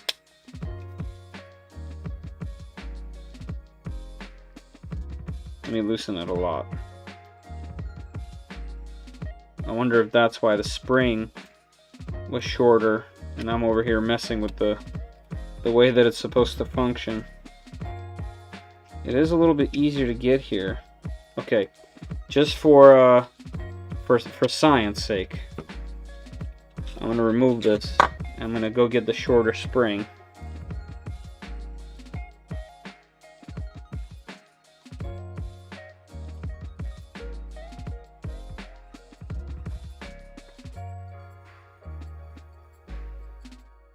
Let's see. Yeah, so I found out from Creality that the replacement that I had was a direct replacement for the pre-production extruder. And the pre-production extruder apparently can't print hot filaments like ABS and ASA, so I couldn't test it. They said there is a different version of the extruder coming shortly, at least to me, and that should print ASA and ABS. So I could only test TPU, which they also said it couldn't do, but it does, and PLA, but PLA it prints really well. I think sound mat for car would help K1. Yeah, any kind of detonating would help the K1, but it's the fan. The auxiliary fan is crazy loud, and you need it because it prints fast. If you disable it and print like a normal machine, it's quiet, but it kind of defeats the purpose of buying that machine. If you want to go slow, buy anything else and save yourself the money. Alright, so I'm not sure what problem I'm running into. Maybe pushing this in is going to help. It does. Okay, so it's the spring. Okay, so don't use the spring that I had. The spring was too long. So push that in. This is still too hard.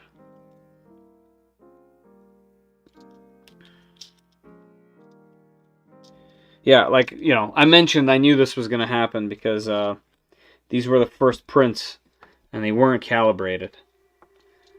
So I knew there was going to be some level of this. Okay, so if I push in on this, it's fine. Let's see how that works. So if I push on the actual lever itself, it clicks in just fine. So what does that tell me?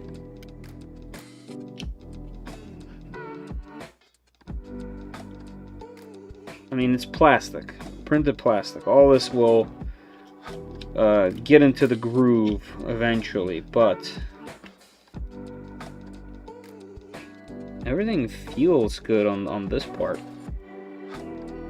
Let's try, let's test again. Push, flip, yep, that's nice and easy. So that's happening because, and then there's plenty of little room in this thing for the filament to grab. So if I push it and pull up, it comes up, it does.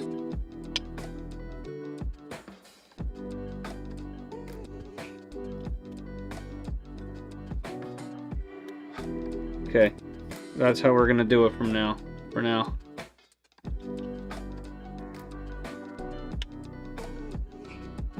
And you know, this comes off relatively easily actually. At least the afterburner did. I'm assuming the stealth burner does as well. So if I needed to do something to it, it should be relatively easy. Yeah, I'll just keep that super loose. And we'll go from there. Okay, let's keep going. K1 needs a bigger fan. Joke. No, it's probably good. It's probably good on the fans.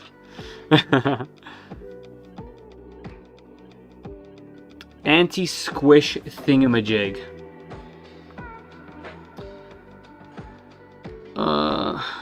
So that's that little guy. Softer and flexible materials will deform and extrude poorly under too much tension. Clockwork 2 adds an adjustment feature to set the minimum distance between the drive gear and the idler, limiting the squish on the filament, and to prevent the gears from meshing too tightly or binding up the extruder. That's nice. That's what's happening here. So I wonder if I can physically push it apart, which I can, which is amazing. Oh yeah, okay. So this is a cool little adjuster. So right here, you guys aren't going to be able to hear or feel this, but right now the gears are kind of touching from a tight mesh. And if I undo the screw a little bit, right here, now it's super smooth. So let's see what that looks like on this end.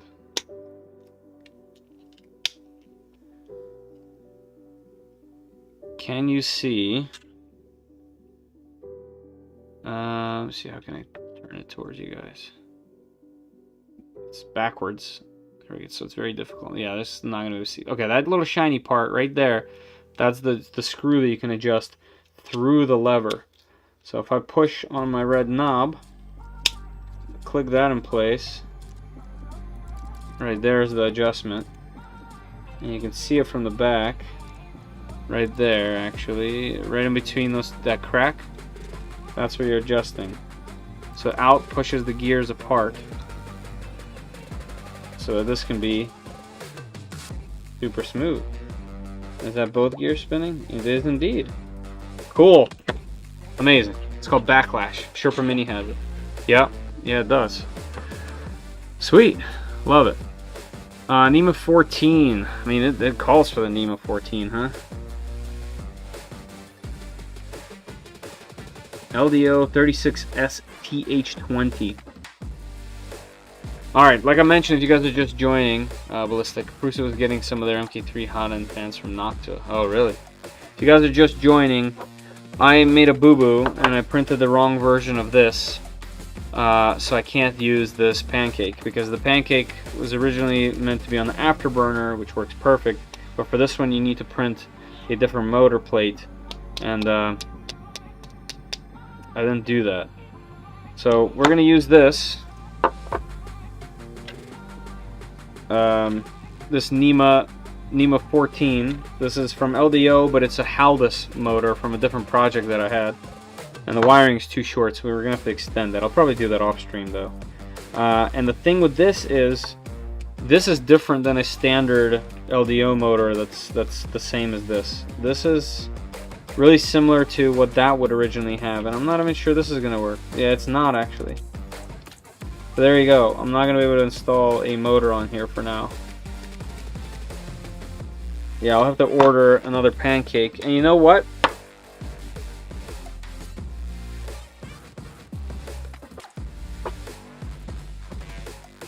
In the interest of finishing this one, I have this no-name brand. Feels a lot worse than that LDO, but this has the standard gearing, as you can tell, that these typically have, and this should fit right on. It does. I'm taking this from my Super Racer Sherpa that I made, like a super, just so that I can have something going, and I will order a new one. Yeah, I'll order a new one. Or I'm sure I can print an adapter for this, which would be even more ideal.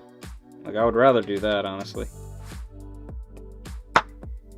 I'll do some research. I'll figure it out. For now, I'll throw this on there just for the sake of following instructions and doing it the way that we should be. M330. Is that the grease ball one? No, that's this guy. Still very greasy though. And that's gonna go from the front.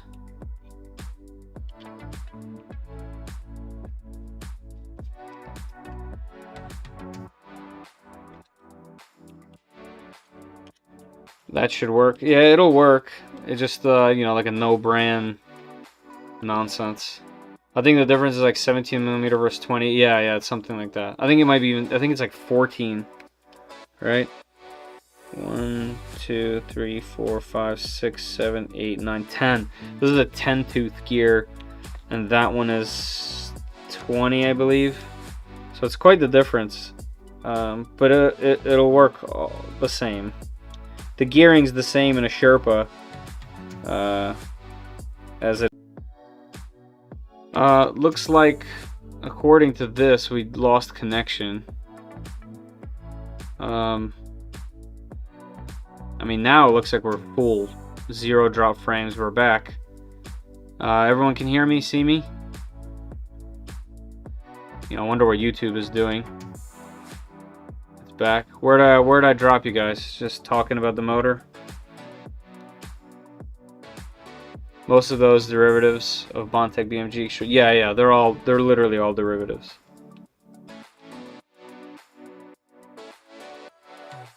Yeah, I mean, I can feel it turning it, so that it'll work. It's not ideal. Definitely not ideal. M3x8. M3x8 with a washer. Are there M3 washers in here? There are.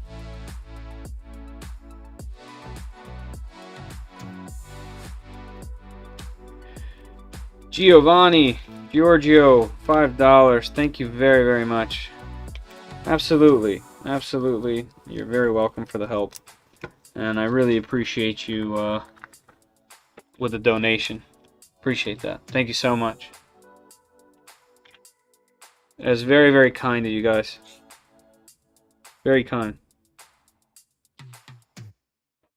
Let me put the spring back here before I lose it. Ah! Almost lost it. How are we making on time? 10:30? Okay.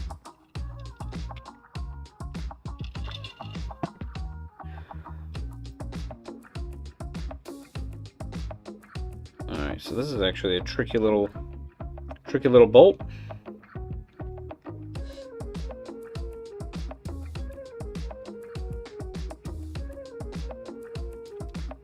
Alright, let's see. Oops, sorry.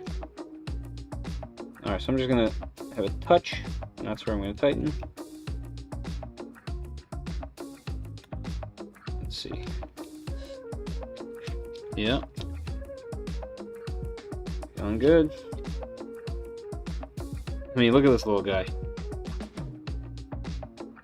So yeah, so we got two that aren't gonna work. Very interesting. I mean, this just needs kind of like a gasket essentially for this to work. Shouldn't be too much of a problem really to make this work. This needs a larger gasket, but because you could put a gear at the end, I mean, this will also work. I guess the problem there would be this guy. This has a limited amount of space. I think it's mounted, yeah, so yeah, never mind. I won't be able to do a gasket. At least for the chain line. So yeah, it looks like I'll be ordering either a Moons or an LDO motor.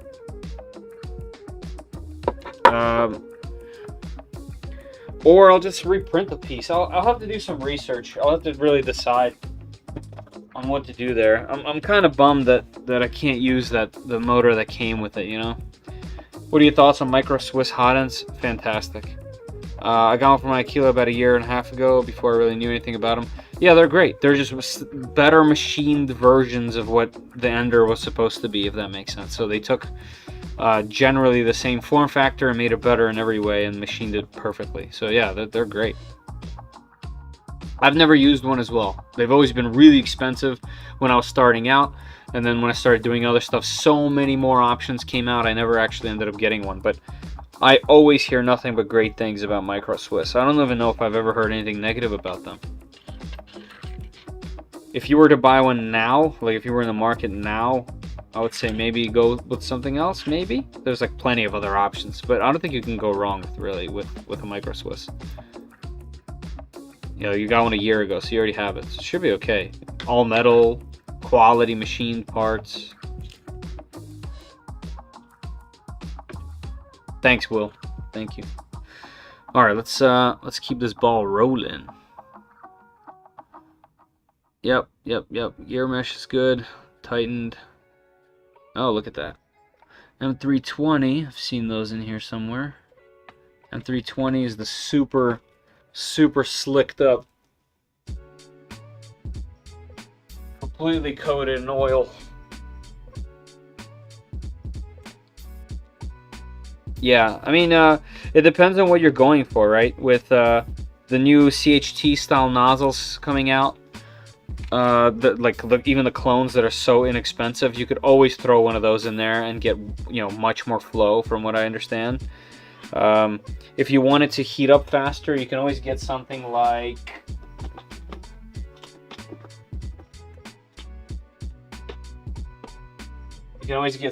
this from Triangle Lab, for example. These are really inexpensive. This is a CHT style block, a ceramic block. Comes with a sock, its own heater, thermistor, and this will heat up significantly faster. So you can always run something like this. And like I said, they're also inexpensive.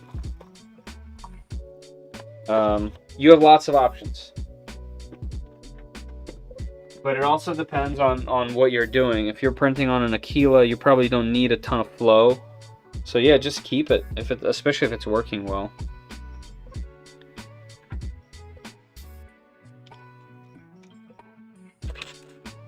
You know, better is always going to be iffy.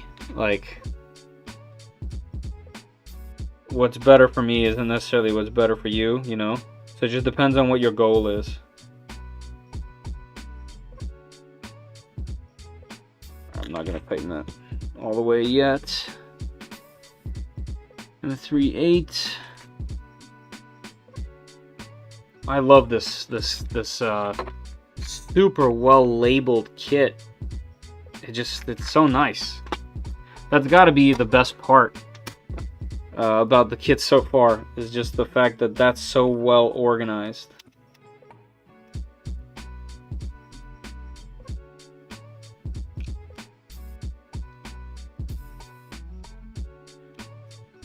Oops, that's definitely not going in straight.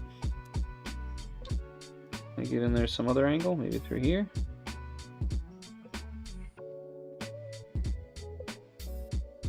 Okay. Yep, there we go. Alright, now I can tighten it.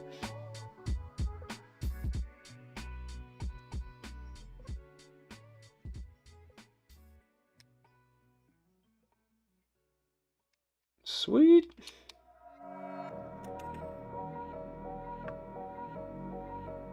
Man, this filament makes such a weird... I know I mention this every time, but like, look at that. It almost looks like a raw carbon or something. The fact that you can see through the top layers and into the waves of the infill. Crazy looking.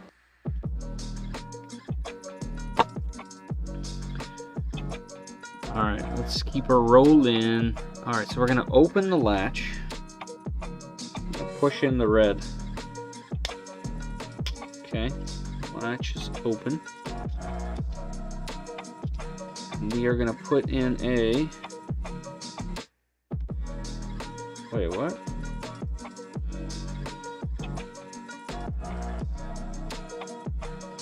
Oh, it goes like through it. M3 by 16, okay. M316, that's this.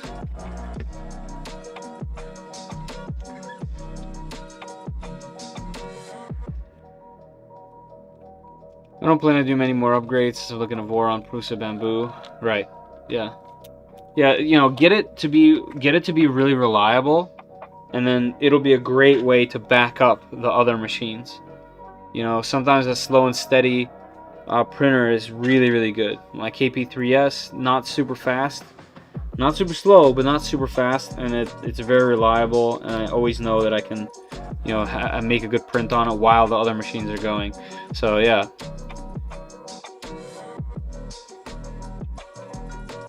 Love my Micro Swiss and CHC combo. See, there you go. Yeah, it seems like a great combo there. Anybody here have a super strong glue stick that works? Having PG adhesion problems with my textured glass bed. Need something more reliable than Elmer's. You know, I buy... Well, I don't. My wife buys these in bulk and I use them. This purple cheapo... What is this? Walmart? Giant? I don't remember where this brand's from. We bought these in like a bigger box. And I take these. It's just like this purple that goes on clear glue. This works really well for me. I've been using it on all my printers. That print ASA and ABS at least.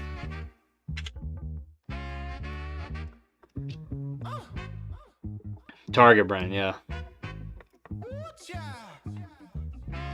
What's the point of this thing? Why are we doing this one? I guess I'll find out in a second. Right up there.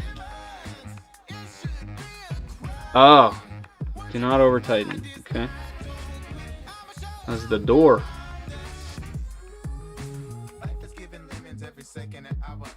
Wait a minute. Bolts threaded directly into plastic. Oh, I guess I was supposed to... Hold on. It's just saying put that in there and then thread it into plastic. Okay, okay.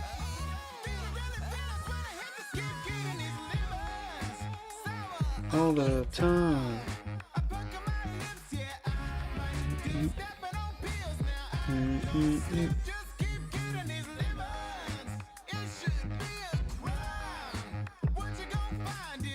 Bolts thread directly into plastic.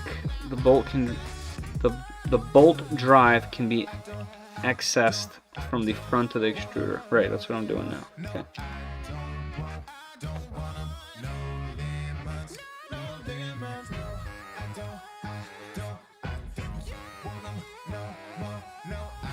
Oh, sorry guys, I'm off the camera. My bad.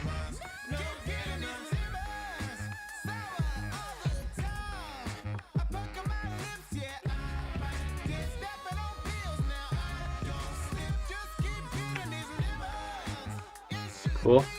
Nice. This is like tiger stripe looking. It's smooth on the outside. It's on the inside. Wild.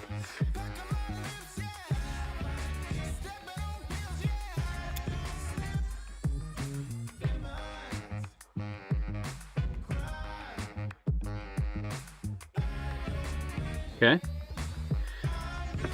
And then here, M3x6 has this little cutie. The washable glue stick is nice when you have to wash off the build sheet. Yep. Yeah, I use that one, and then if I get something stuck on it or some other filaments left or whatever it might be, then I just wash it with hot water.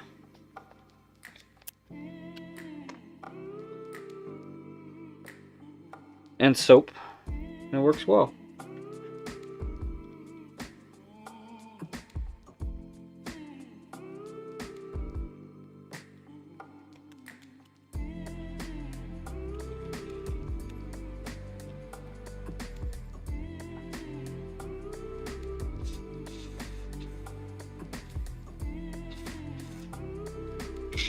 Jeez. Photo's power is insane.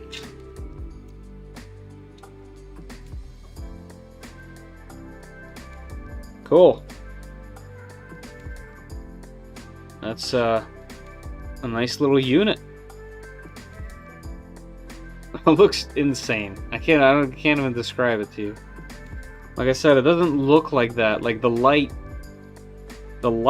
shines through it in a way that it looks different on the camera than in person.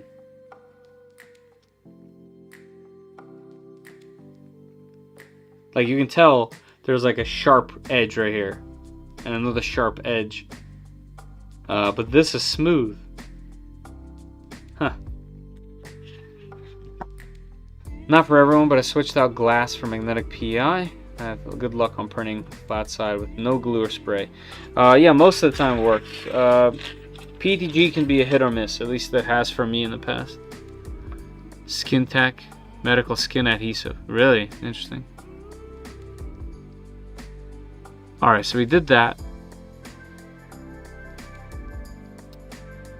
STEALTHBURNER development started on 2021-04-13 with a simple, I'm going to regret saying this, but how hard could this be? Alright, now let's get to the main part here. Cool. Oh, more inserts. Who would have thunk it?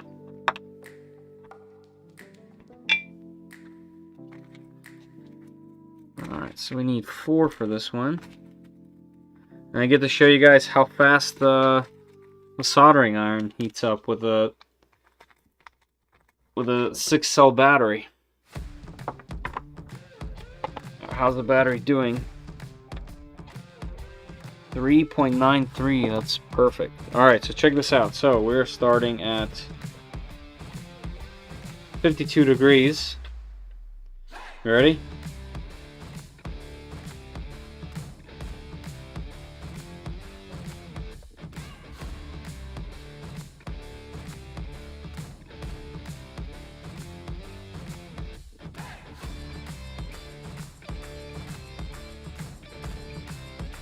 Boom. That's incredible. Alright, 2 up top.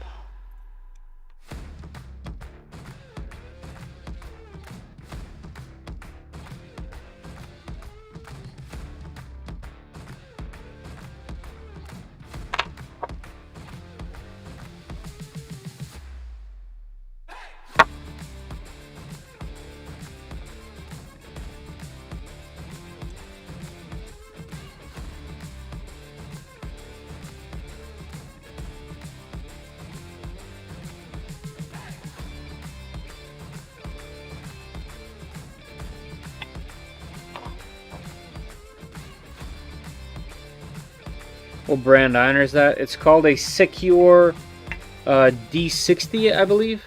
And I think it was like $30 or $35. Very inexpensive on Amazon. If you're gonna get one, I can shoot you a link. It would help the channel. But, you know, more than welcome to find it anywhere and check it out. There are more featureful, similar irons even by Secure themselves. I think like the 110 or something like that, 1100. I don't know what the numbers are. They're higher than D60. I think there's a D80 even.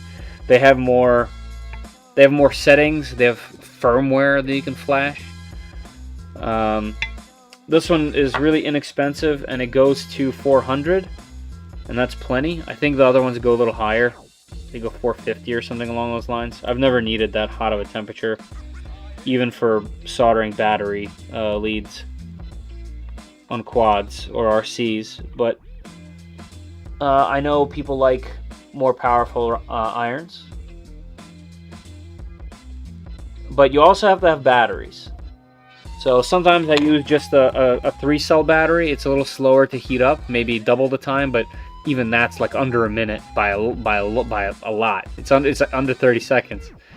So that's not a big deal. The problem with the 3S battery is you see the temperature jump around a lot when you're touching the solder or even metal parts or whatever that you're trying to heat up. This on a 6-cell, it has enough power to stay you know, at the full temp, which is nice. Is that it for inserts? Yes. We hit escape. Whoops, I'm adjusting. Oh, nope, nope. That's good. Pull down. So I like that combo because I can take it anywhere. It's really tiny, it's super light. You know, the battery, you can have many batteries. You can have one big one, a bunch of small ones, charge them. You can take it out in the field. You know, if I go flying somewhere and it's like actually scheduled or something, like I know I'm going, I bring that along with the battery. And I can use the drone batteries out if I need to solder something, so it's nice. It's called Secure. Secure? Secure. Alright, so it looks like this is using one of the Revo nozzles, so it's saying that the wire should already be in it. So for us, we need to get... Where's my hot end? My dream is to use this hot end. It's finally almost coming true.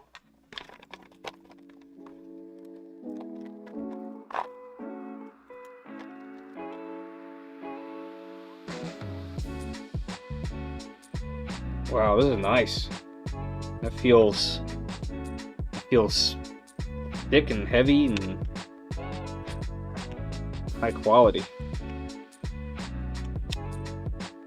These wires are very long. Actually, I probably shouldn't untangle them. Let's just keep this together for right now.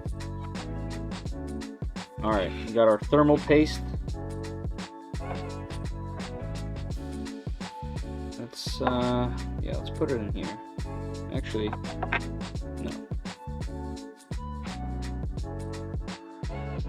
Some on there, both sides.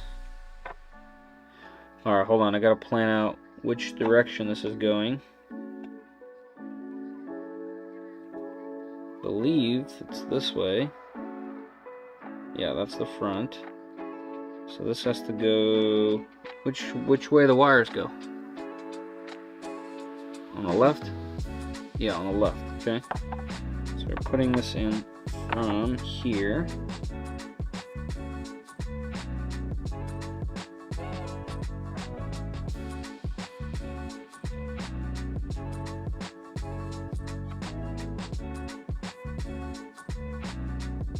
Get that all tucked in there nice.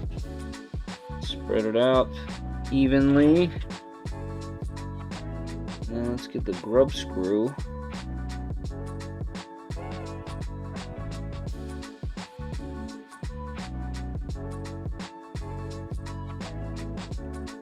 You don't want to go crazy with the tightening here. Alright, wires, take it easy, take it easy. There we go. Alright, and thermistor, same deal. Let's get some on there. Get it in there, spin it, take it out, push the rest in, spin it. Let's get it towards the center. And tighten. Don't want to go crazy with that, because it'll squish it.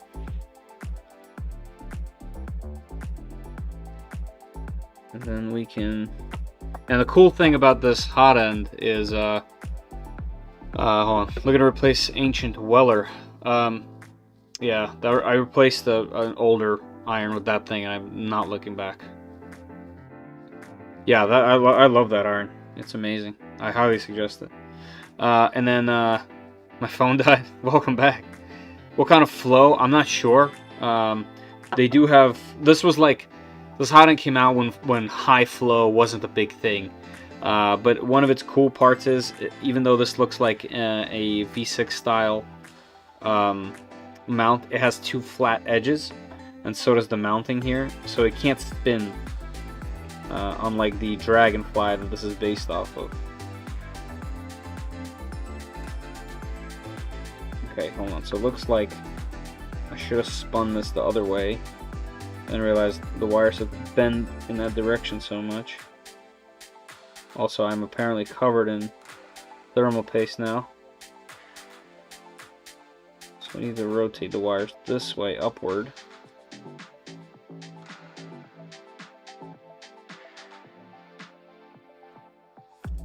Okay. Now I have it out, sticking out too far. There we go. And unfortunately, there's no sock for this. I would really like there to be one, but there isn't one. Hopefully I didn't just get thermal paste onto my eyelid. Well, makeup, you know? Never hurt nobody.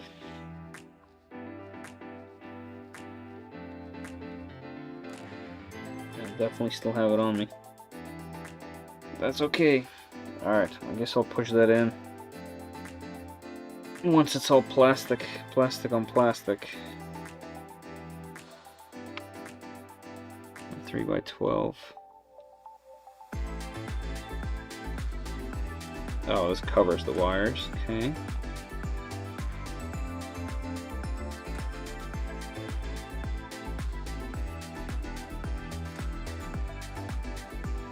It's gonna be interesting trying not to pinch them in there.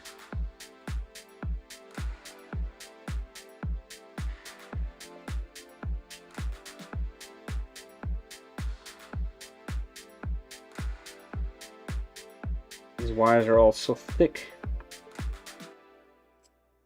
I guess luckily you only have to do this part once.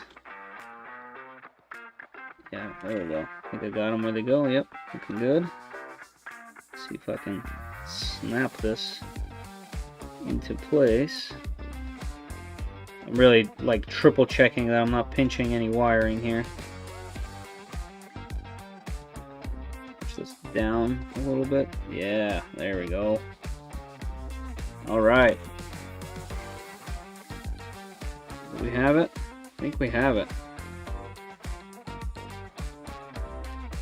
Yeah!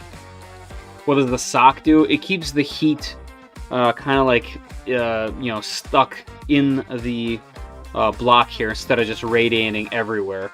Obviously this is ABS, it should be okay, but still, there's going to be some heat in this area. And it'd be nice to have a sock to contain it all. You know, we'll see what happens. I might end up replacing it with something else. But like I said, I've always kind of had a dream about using this hot end in a high-end build, because it used to be like the best. I remember I was blown away when I saw it. But it's been a while, and it's... I don't know if it's the best anymore. But, you know, we'll keep the dream alive. I kind of want to hit this with a rubber mallet.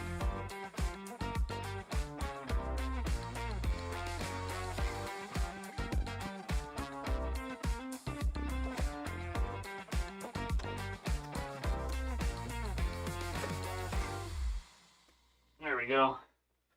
Alright, I feel better about that. Alright, that's nice and flat. Nothing's being pinched. The wires are running. The air can only go through there. This thing is sitting nice and straight. Looking good. Okay. Plus, you can run powerful fans without a sock. It will cool too much and have thermal runaway. That's also true. Yeah, it does get affected more by outside temps. You know, like I said, we'll see how this works. I've seen files to make molds that are available there, and I've never done silicone. Not that crazy. The mold, you know, the actual silicone itself will cost about the same as socks anyway, so it might be a fun little project to try out.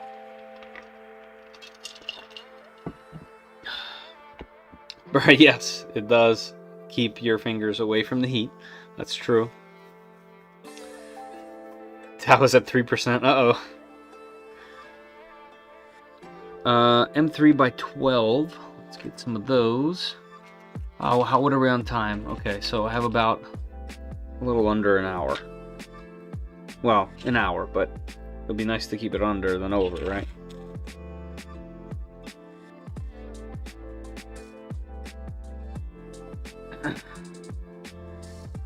Yeah, I definitely use tweezers. I use these. I keep them. I have 2 pairs of these long tweezers, and I keep these next to whichever printers are active to grab the filament. So to check my print, I'm noticing the temp is jumping all over the place. Never done this before. Any ideas? Maybe you just need to do a PID. How high is it going? Like 3 or 4? Maybe you just need to do a PID tuning.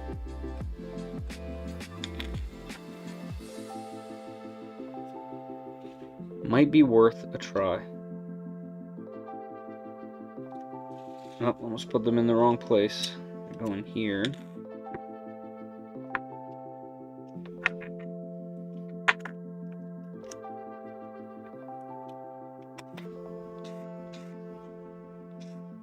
Whew.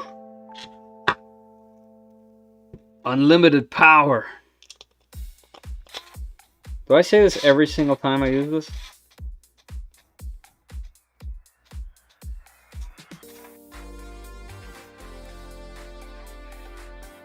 What's happening here?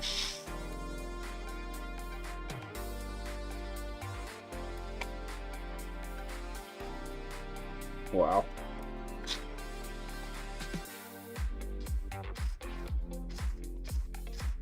Why can't it reach? Did I grab the wrong one? It says M312. M312. Let me double check. I feel like I need like 15, not 12.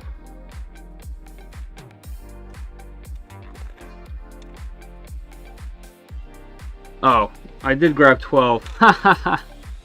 That's hilarious. I did grab 12. Good thing I looked. M3 by 16. I need... No, M3 by 12. Hold on. Before I confuse myself again. I feel like I don't want to put this back on, man. Well, let me check. So these are gonna go in like that. Should be plenty. Alright, let me try again. Probably slower this time. If not, I'll grab slightly longer ones.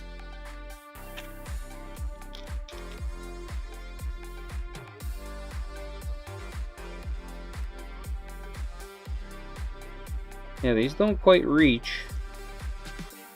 Alright, I'm gonna grab slightly longer ones. The reason why this could be happening, or this is happening, is because this is not, once again, this is not the same as what's in the picture. This is a remixed part for that specific hot end. And it looks like I need M3 by 15 there. So let's see. Be sure to put the ADXL mount if you want to do input shaping later. I forgot on mine, it was hard to get to without assembling. Hey, Bear Scaves here. Get out of my shop. No, I'm staying. Let's try this. What length is it? Yeah, by the way, I meant to reply. Ballistic, yes, I have, right, because it's not on the instruction. No, I have one. I have a mount somewhere. I have it printed. Alright, let's see if this is going to be too long. I think it might be. But I'm going to try. I'm not going to put these away anymore.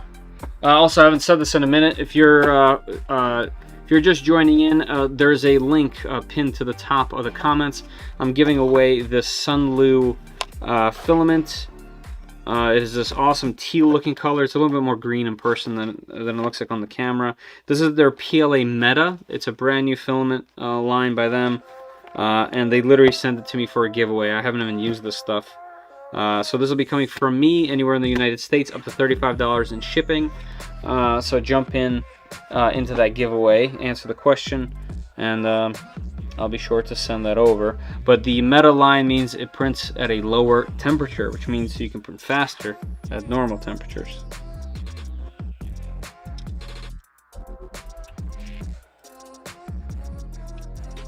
Yeah, this is looking like it's gonna work. I want your screw caddy. Thank you. Yes, I've been collecting those for a very long time. But also, a bunch of RC projects means you need to have a ton of M3s, M2s, M4s. So I always have them on hand. Yeah, there we go. That's the ticket. We just need the 15s, not 12s. Yeah. Yeah. Okay. That can go back. I am happy about that. Okay. What we got next? What we got next? Where'd you get the caddy itself from? I honestly don't remember where I got this from. It's a Plano case. It's very old. I've had this for ages and ages and ages. I think it used to have screws from computer parts in it. I might have even gotten this from a friend of mine, although I think the one he gave me is in the garage. But it's been through it. But you know, the one I got from the kit, this little guy, is just as good. It's a little smaller, but the fact that the kit comes with this is so nice.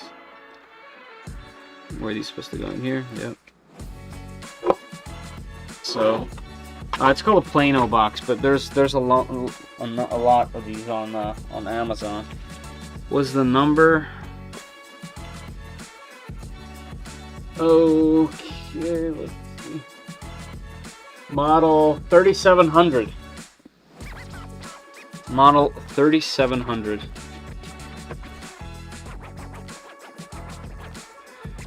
Mika, gotta go. Have a nap. All right. Adios, sir. Thank you for stopping in and watching. Later. Yeah, no problem, Bear. Alright, where we at? Where we at? Yep, we don't need to do that. This is for an ADXL, and I wonder... Oh, right, this. Okay, so let me look for that. Unless it's on the desk hiding over here somewhere. Not. Will it be here somewhere?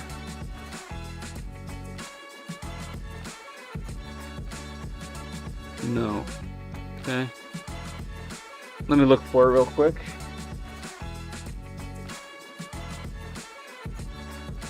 $35 for four boxes? Wow. How far are we away from the first print? Oh. We're probably just past halfway. So after this, all the electronics go on the bottom. After all the electronics, it's wiring, like, you know, actually running all the wires through the chains, and then actually, you know, doing all that. So, and then firmware. There's gonna be some custom stuff that has to happen there. I would say we're a little bit past halfway. You know, I've been trying to do it in small chunks. I could have just done like a 15, 20-hour thing, but I think the small chunks are better for just my sanity and for easier to find for other people. Like, I've run into a bunch of little issues, and it'd be, if someone has a question, I can just point them to this video in this section,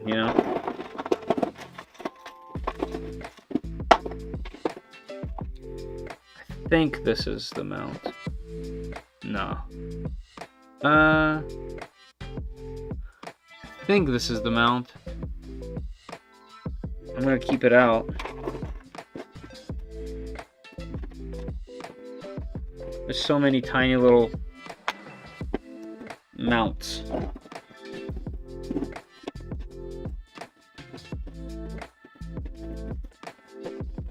I think that's it though. Majority of the parts that are left are rather large. Alright, let's keep going. So we're at the PTFE tube, and I can't use that measurement because this is all different. I also just realized that I'm not going to be able to use this collar.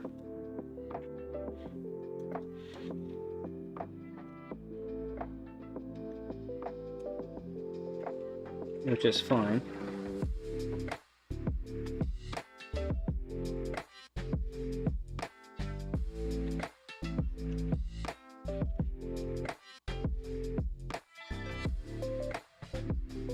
That's gonna sit like this.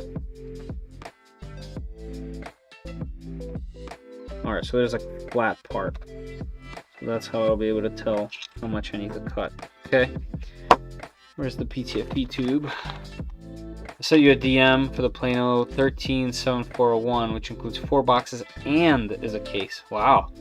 A regular Plano tackle box. That's cool. Thank you. I'll take a look at it later. Alright, we get 2 of these. This one is longer. We'll save the longer one. And this one we will cut up.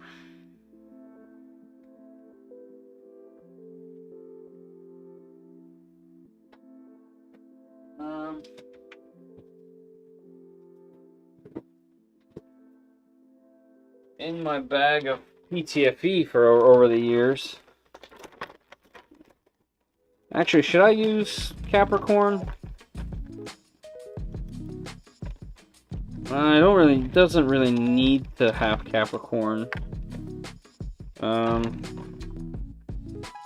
I'm just gonna use the stuff that they provided. Looks like it's cut super flat, by the way. Like, that is machine cut for sure. Alright, so let's see. That goes all the way down. Just 11, huh? Oh, it's from the top, so actually that measurement will work. This doesn't go that far up. Alright, so we'll measure it. We'll measure it. I'll take out this thing for the 80th billionth time. Alright, let's go 11.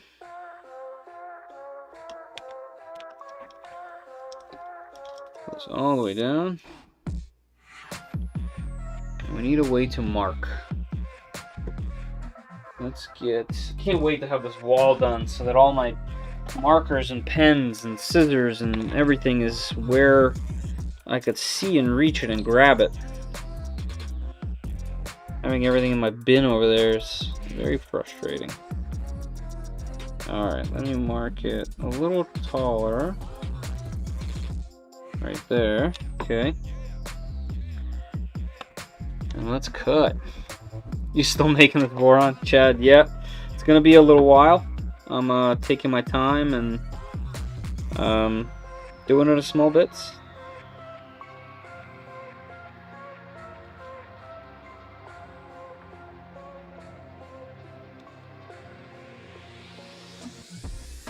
And also just having a really good time building it like this. Okay. So like that.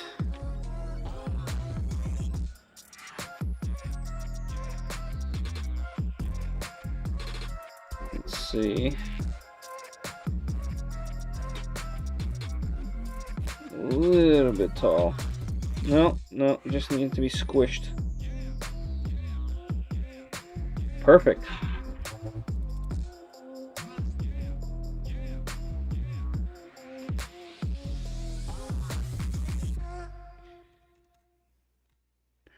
Oops, it's supposed to be this way.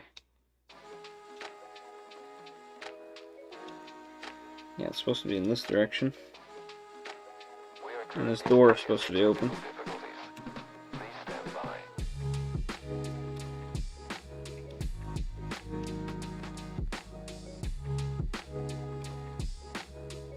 Man, I think this whole bag of small M3s. What is it? M3 by 6s?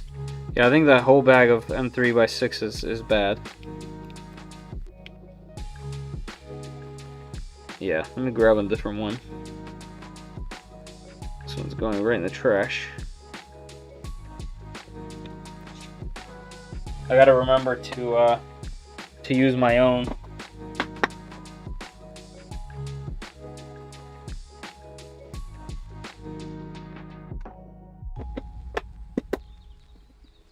I'll use a socket head too. Alright, but first, let me open that. So I can put this on. Because it goes this direction. Not the way I was trying to do it. Experiencing technical difficulties. Please stand by. There we go, like that. Yeah, and there's just enough to kind of squish down. Perfect. Okay, I'm happy with that. Throw this on there lightly. Oh, that's a tool head. Yes. Might finish by 2055. You know, I can't go any faster, fellas. Yeah, uses a Bowden and filament path from the extruder drives down to the cold. Yes. The kid was in kindergarten when the Voron build began. He graduates from medical school tomorrow. Nice, Chad. Yes, Bear. Yep. Very similar. It's just a little tube in between the actual extruder and the hot end. Quite an accomplishment. That's hilarious. Alright. Move this. I'm guessing we have all this PTFE for some kind of reverse Bowden scenario, potentially. So I'll keep it with the kit. Put my stuff back. Let's get the cutter.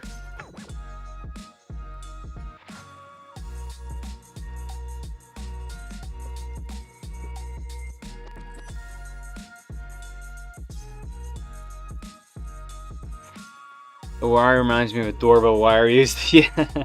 Oh, this stuff? Yeah.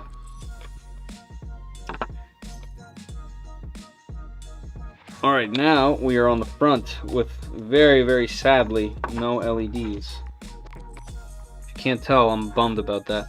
Also, let me check the channel. Did we get our videos back?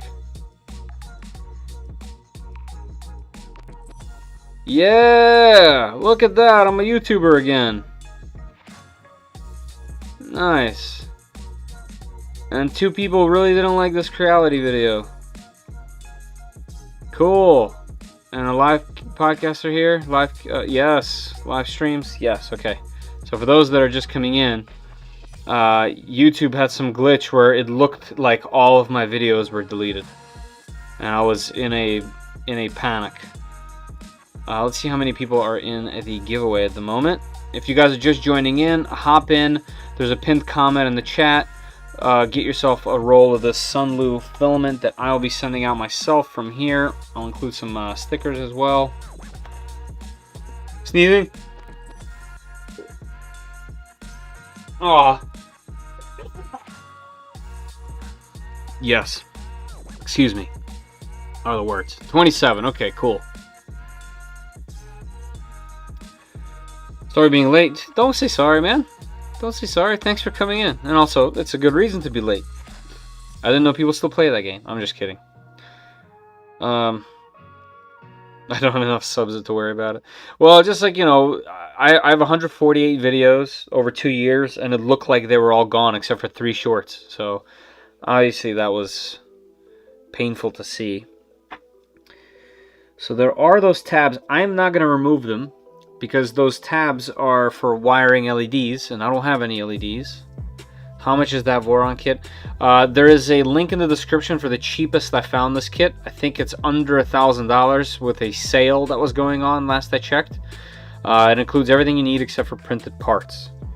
And I'm trying to keep it as close to that kit as possible.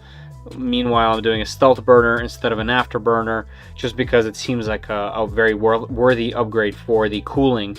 And when I'm, while I'm building this, I might as well, since it uses all the same insides except for a different fan.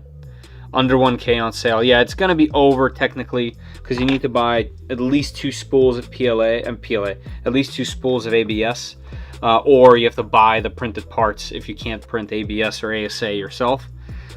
It's not a cheap printer whatsoever, but it is completely yours. It's completely custom. It should be one of the most robust and most capable machines out there, even with these amazing machines that are coming out today. Voron's no joke. Plus, you get the experience of building it to this extent, down to each bolt and screw. You learn so much about everything. You know how it works right away because you have no choice. You didn't take it out of a box. You literally built it. And it's only as good as you like. You can have a bad Voron if you didn't tune it, if you didn't build it correctly, if you didn't take your time, it could be bad. So it's definitely not for everyone whatsoever. This is a tinker toy, so to say. But I've had so many machines, and this one excites me to a level that other ones that I get out of a box just haven't been able to, because you're building it. It feels like yours, even though it's a kit. So yeah, it's super fun, super fun. If you can, definitely do it. There's a reason, I have never bought this myself. This was sponsored by Fysetc. They sent me the kit to do this build. So I obviously have never bought one because it's always been out of my price range. So yeah, it's definitely expensive. I know that for sure. But this is one of those things that I've always wanted, and getting the chance to it, I'm hopping on. You can always go with the smaller Vorons, the 0.1 or 0.2 builds. Those are super capable little machines. Some of the fastest printers in the world are literally Vorons, the smaller 0.2 Vorons. So I can't say enough good things about it.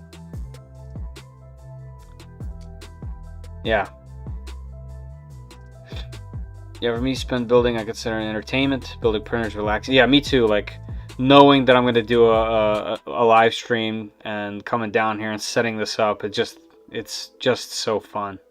I really want to do this, and it's probably going to be the next thing I order once the kit is done.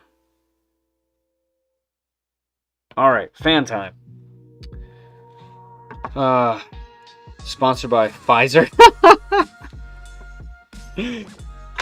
Kaiser Permanente. Alright.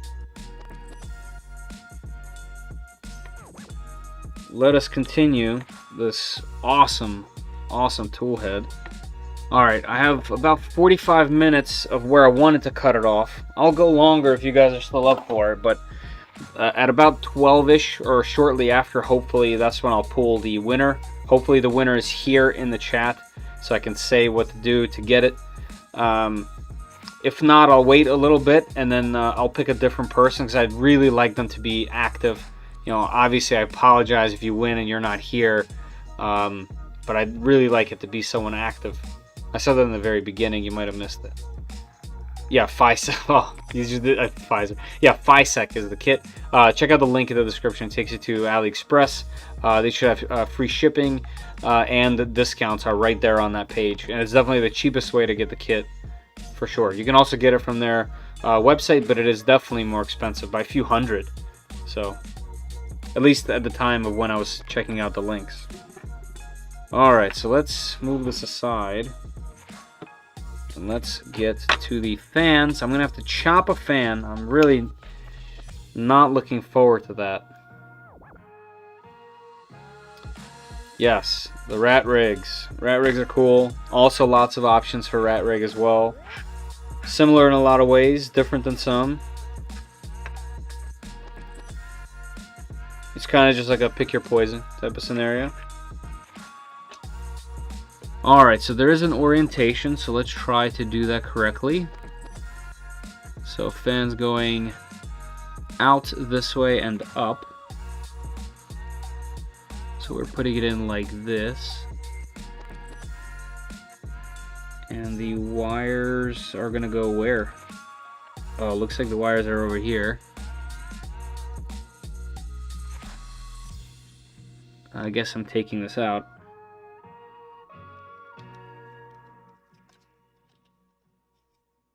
Let's see. Does that just click? Of course it does. Okay, so there is actually a space up top for the wiring to go. I mean, the planning is crazy. The designs are just so next level.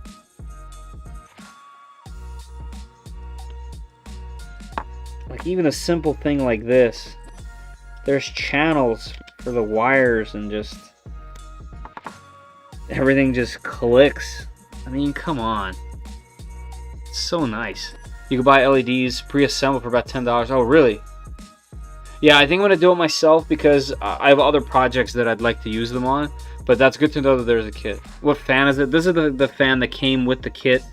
Unfortunately, it's a sleeved bearing. I don't know if that's actually going to play a role or it's only playing a role in my head. But ideally, you would want to get dual ball bearing fans for something like this. But this is the fan from the kit. And I know some people said that they don't like the fan. You know, I can't speak from experience, but I'm definitely going to use it like it came, so that I can better review and talk about the kit, you know? I mean, look at this little, this is such a small detail, but look at the way that the wire is meant to be put through here. Like, the fact that they thought about this to this degree, and it even goes underneath here, like so. I mean, come on. Maybe I'm just overstating it, but also, does it even go there?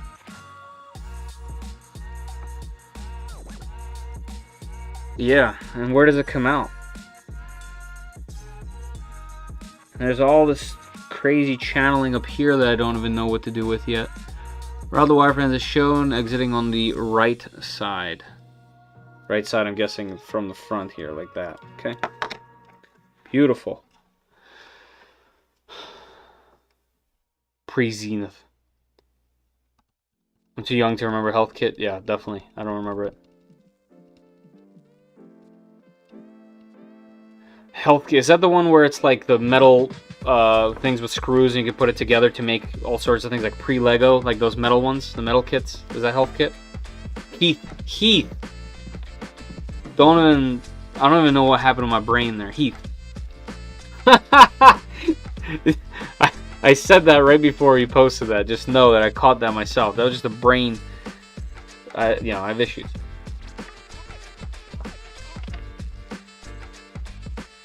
If they're always oriented correctly, placing them horizontal can make them die much faster. Oh, okay. Yeah, I mean, I'd much rather have ball bearing in there, but noise is not going to be a thing for me, at least for this. Okay, let's keep going.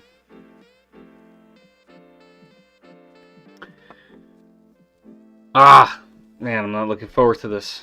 All right, so like I mentioned earlier, I'm going to be using this 12-volt Sunon maglev.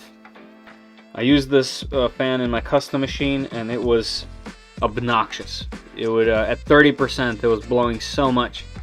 So definitely going to be using it here. So we are going to take the cover off. So I've done this once before on my afterburner, and I really didn't like doing this, I gotta say. So here goes the top. I'll just put it in the trash. You need a bigger, better fan. So I do have, actually, Lord, you're literally, I trust you with fans more than most. So the other option, before I chop this, I'm gonna leave the decision to you. Yeah. So I think the board has controls over. I know that all the other boards, the one that I have the Manta board as well. I know that has a selection. If it doesn't have a way to drop on the board, which I think it does, I will just run a buck converter. But Lord, while you're in here and you're paying attention, I do have GST time 24 volt fans. I have 2 of them. And I didn't want to like take one and crush it and just have one left in case I wanted to do duels on something, but I do have it. I've never used GST time, but I have used this one, and I trust this fan a lot. The Maglev. What do you think? Since you're a fan expert, which one should I do before I butcher this thing?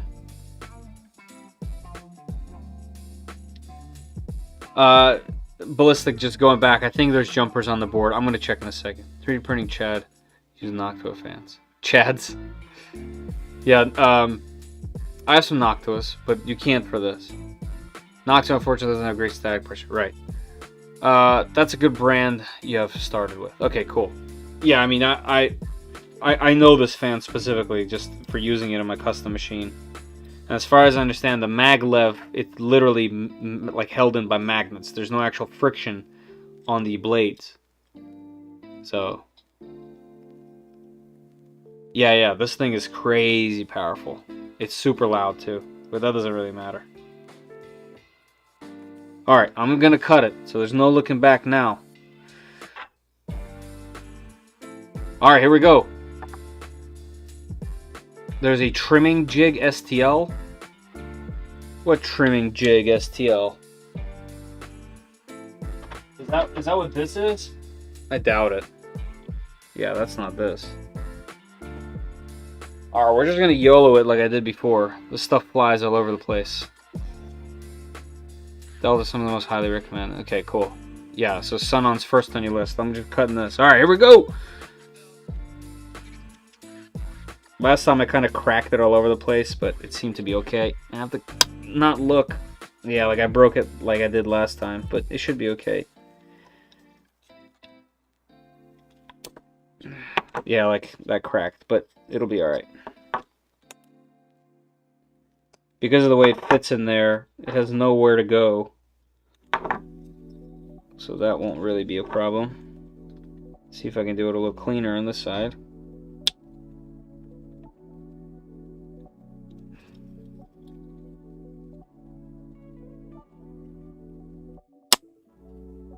Okay, it's going a little bit better.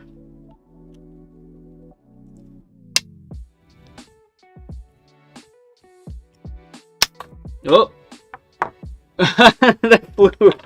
that flew way over there. Let's see if I can find it. Oh, yep.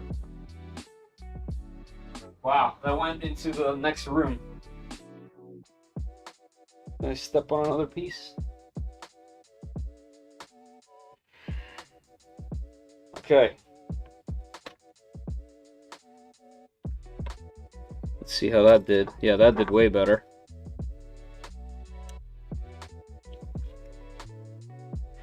And from what I remember, I could just take a blade.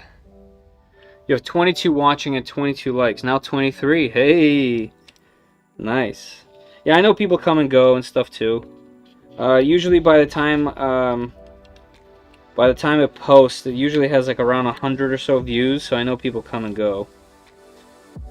Hopefully people that have joined the giveaway come back in about 30 minutes so that they're here. That would be ideal. I mean, if I'm picking a bunch and no one's here, I'll just have to deal with it, you know, but it'll be really nice. By the way, don't do what I'm doing right now. This does not seem like a good idea by any form of the imagination here.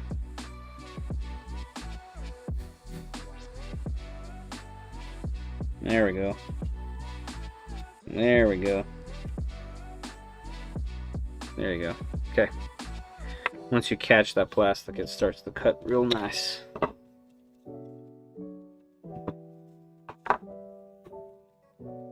Clean work area. Clean work area. Dremel, yeah, Dremel would be nice, but that's in the garage and bye-bye. Metal file would also be nice. That's also up in the garage. Very good. Get a banister on the wall. Yeah, the wall, this wall needs all my tools on here. That's gonna happen. Okay, where are we? Where are we at? Fan.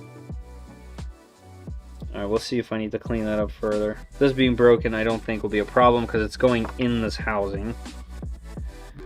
So let's see how this is gonna go in here. Alright, oh, it gets held in with screws. Okay. So this should just drop in here. And everything will just be hunky-dory.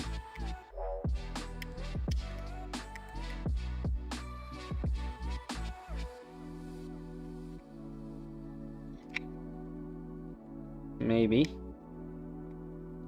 Which part does this thing not like? Something over here.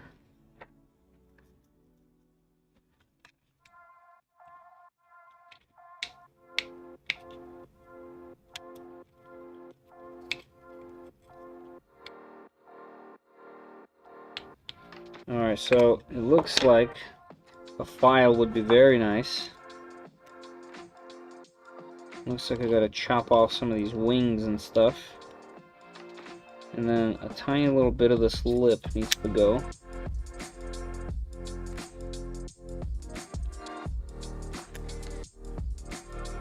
There we go. It's cooperating with me for now.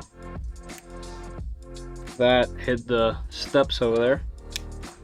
That's behind the printers over here. That's local somewhere. There we go, at least I can get that. I definitely have something in my thumb. I mean, not my thumb. Yeah. My ring finger on this hand somewhere. Little shards of fiber are all up in me.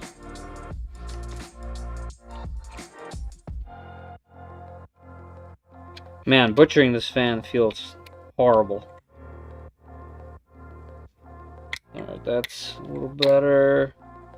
Are we in? Hey! Nope.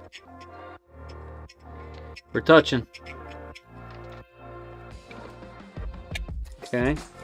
Let me try to clean some of this up.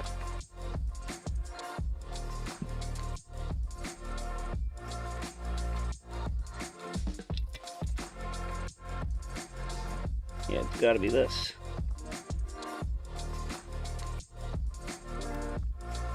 Okay. I'm just gonna clip this off so that it doesn't hit the fan any further. It's already a piece anyway. Let me make sure there's nothing facing inward. Okay, let me cut this little guy. There we go. Get that out of there. Okay, let's try it again. Sandblasting cabinet. Yeah. How's the family? They're good. They're good. My kid got to ride the bus home. Usually I pick her up from work, but my wife came home early, so the kid got to ride the bus. She loves riding the bus home because all her friends are on it. So yeah, good day. Good day. Here we go. Bang. Let's see. Dang it.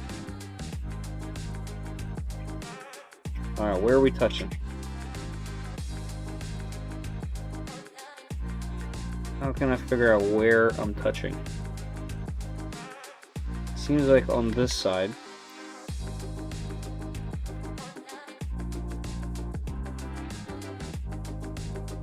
I mean, I can't be touching anything here, because nothing can even go close to it. So that must be this piece touching. Let me take my deburr tool.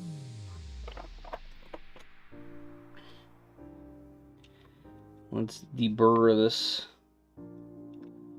hole here.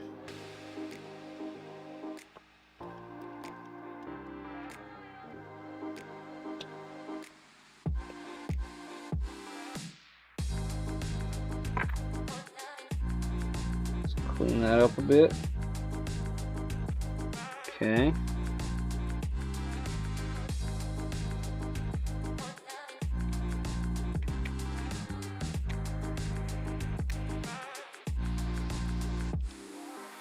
Let's see. Aha! That's what it was. It just needed to be deburred. Cool! Alright. Gotta love it when things work out.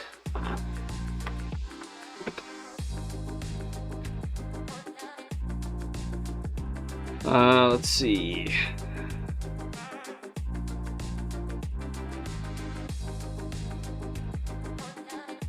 Morning, Mark. How are you?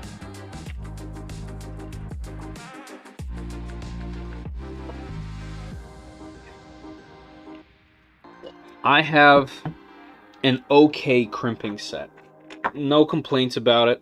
It was really cheap, so I can't say that it's good, but it's been working fine. I have a JST connector set if I need any of those, and the other kind of crimpers that are for ferrules. So I have both.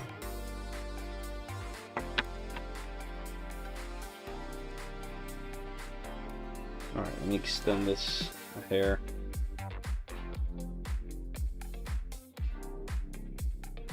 Just so it's less annoying. No, the Fysetc doesn't come with any PCBs of any kind. Well, you know, for the tool heads at least. It's just running, we're just running wires all the way. And I'm going to keep it that way. Old school printer style, going through chains. M3x6, these are the ones I've been complaining about. I'm not even going to use them. I'm going to get my own.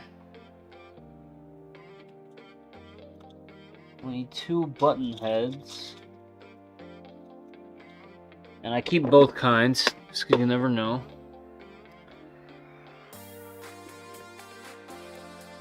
That's all you need. It's good, reliable soldering station is all you need. Although the modern soldering irons are just so much better. Almost uncomparable, really. I don't even know how many hundreds you'd have to spend on a Weller to do a similar thing than a $35 D60. So, oh wait, these aren't regular M3x6s. Oh man, almost got me again. Almost jumped the gun. We need these guys, the little guys. Almost, boys. And girls, if you're in here. According to my analytics, there aren't any. But if there are, welcome. Please say hi.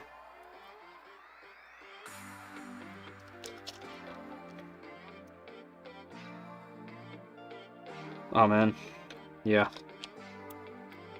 You're gonna install PCBs when you go back to LEDs. Yeah. I will be looking, because the thing is, there is, as you know, Ballistic, there is a million things you can do. A million. There's too many things that you can do. So I obviously gotta, slow my roll. I want to get the kit running the way it is first, and then kind of see what needs to happen. There's a lot of luxuries that you can add to these kits and to these printers. The first of which I already bought because I couldn't help myself. The technology is too cool. So I have a beacon for making the mesh. So I'll definitely be installing a beacon, because that's some kind of next level tech that just blows my mind. And it should be a relatively easy install. because it just replaces the Omeron.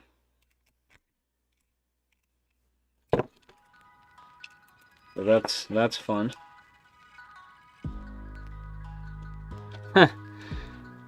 Yeah, I know, you're gonna definitely want me to do at least a fifth. Have I said it already like a trillion times how cool the design is of all this stuff?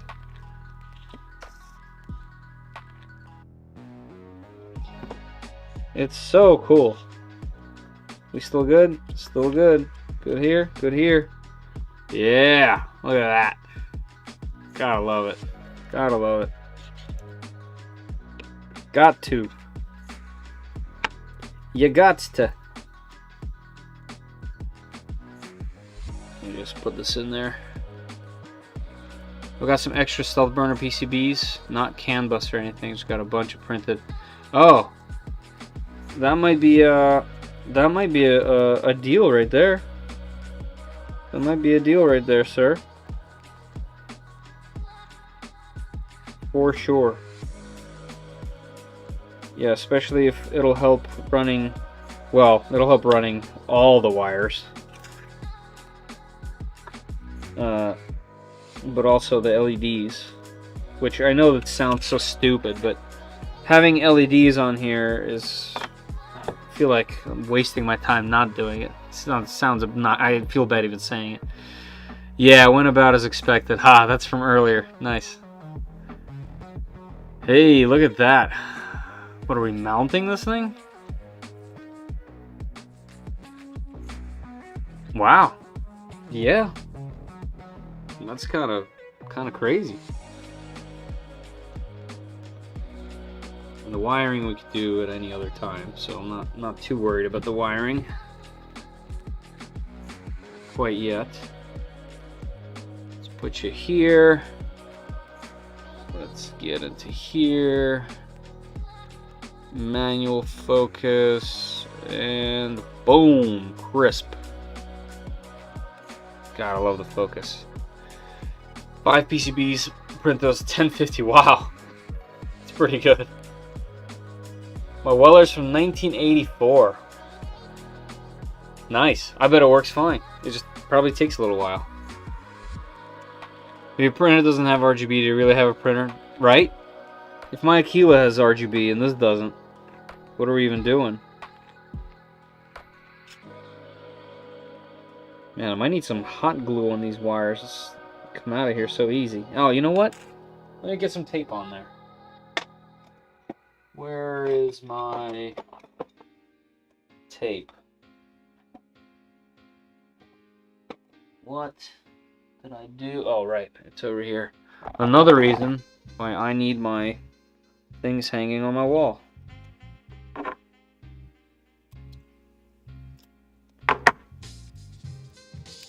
Just use some of this stuff.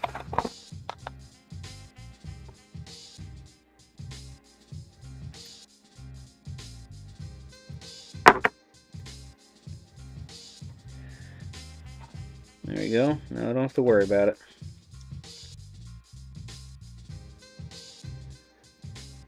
There we go. Bam. Sweet. Okay.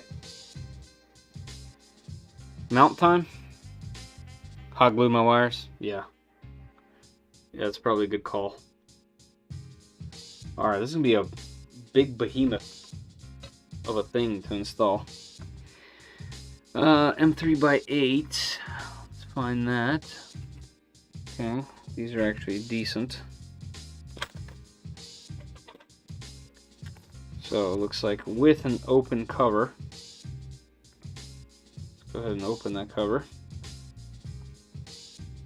Unscrew it, and I'm going to put it back in by hand so that I don't lose it.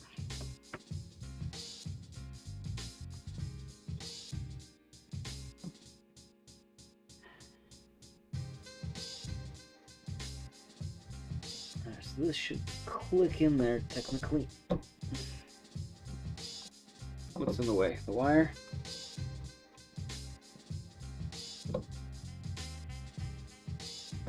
There it goes.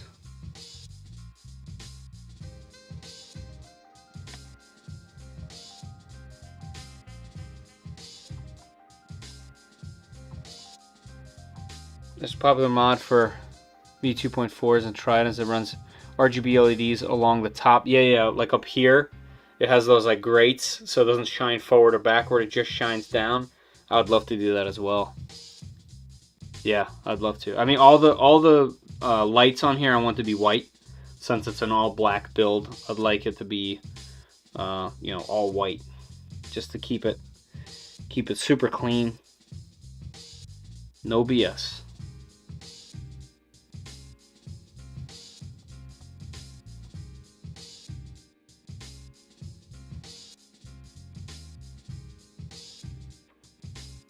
What's going on here? Something not aligned. Let's see. Let's take a peek. Come on, little bolt. Oh, yeah, it needs to be pushed down quite a bit. Looks like I'll have to push it down while screwing that in.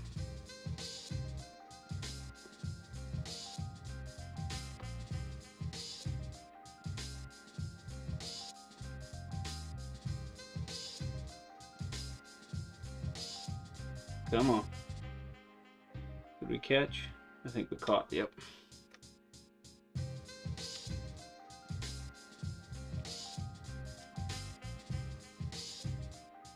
Oh yeah, we're on. Okay. No RGB. He's out of here. What time we got? Okay, about 15 more minutes until I pull the winner. So if you guys are just joining, I'm giving away this roll of Sunlu Meta PLA.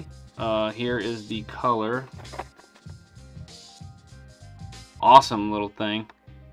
So this PLA melts a little bit cooler at about 180 to 200, so you can print faster with it. Yeah,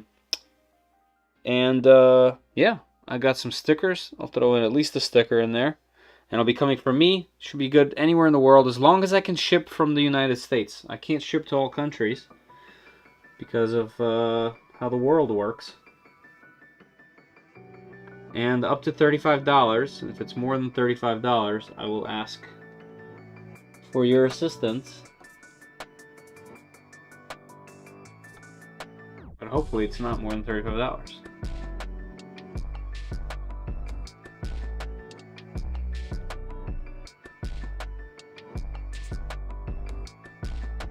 Let's see, I gotta push like crazy to get that aligned.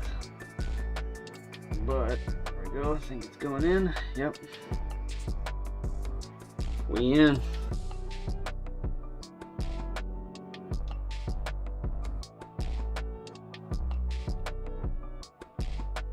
Alright, extruder is on. And rocking. Okay. Step one. It's complete. Yep, bolt can be accessed. Yes, it can. Alright, this should be able to just put in this guy in there.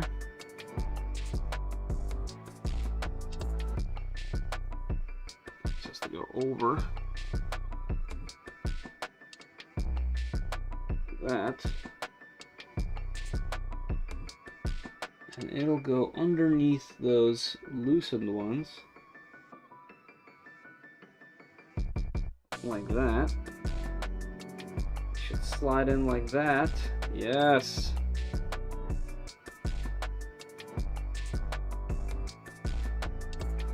Cool.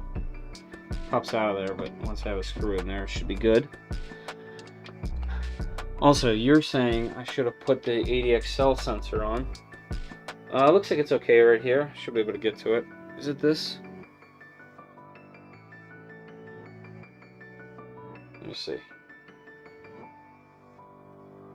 Is it this?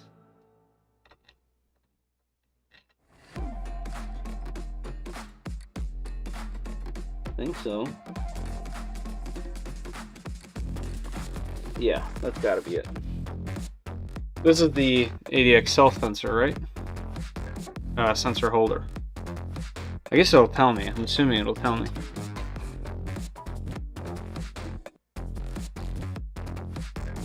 Alright, so let's do M3 by 25 first. And that's not going to be in this kit. And neither are the M3 by 50 because the kit doesn't call for this. But I have the technology.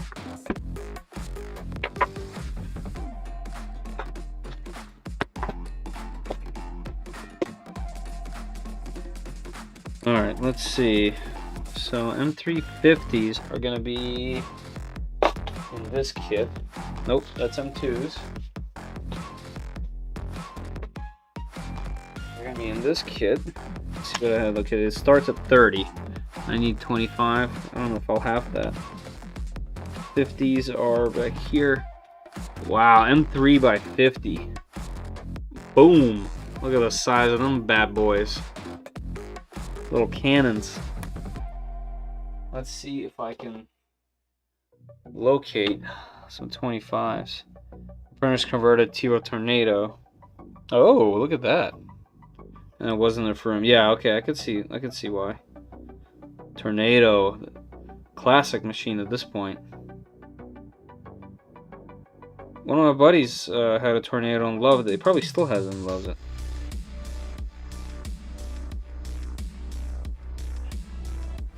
$25, look at that. Okay. Okay. And these are gonna have to stay buttons because I don't have the other kind of heads on here. And I have them in silver, but I'm not using silver. So that'll have to be different sizes. Oh no, they won't. Because these aren't button heads either. I mean, these are also button heads. So it is what it is. Different size. It'll be okay.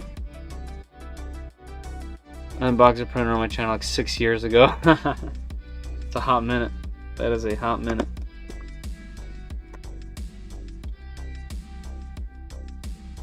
I got a sub-tier channel.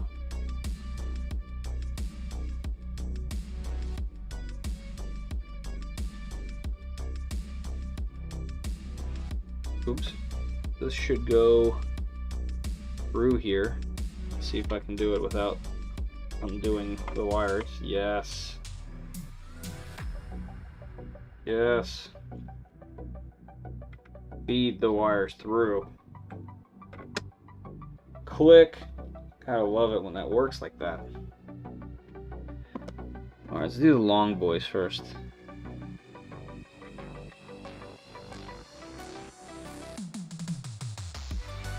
I'm gonna have to use this for that. Here we go.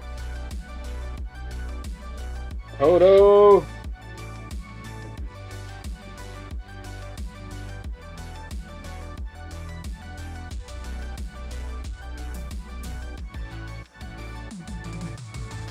How deep are these going? Pretty deep.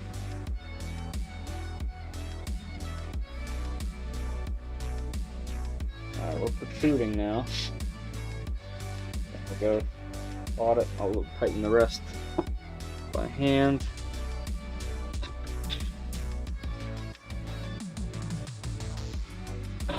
Oh, here we go.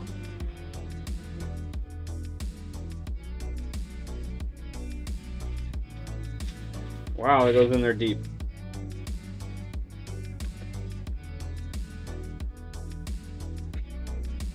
Alright, I'm scared. Torque that much more.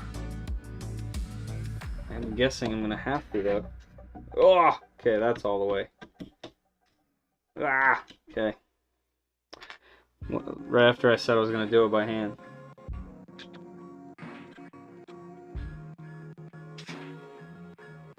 This actually you'll have to do by hand because it will, this bit, since it's not the long kind, will start to scratch the plastic. And I don't want that.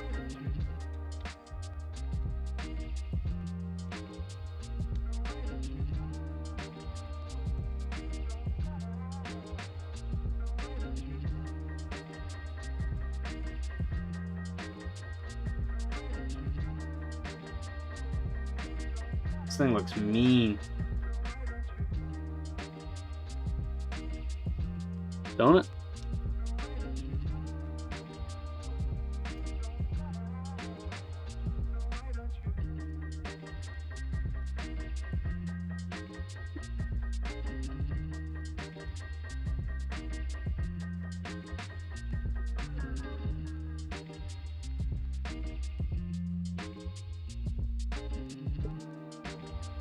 What are we butting into here?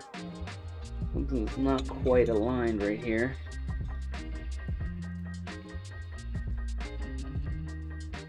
Oh, so this needs to be tightened. Okay.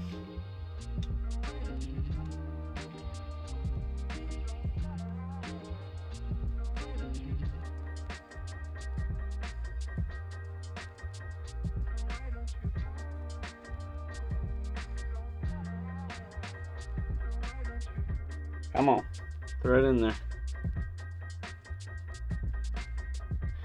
I'm gonna have to spin this towards me so I can actually see for a second. And then I'll spin you back.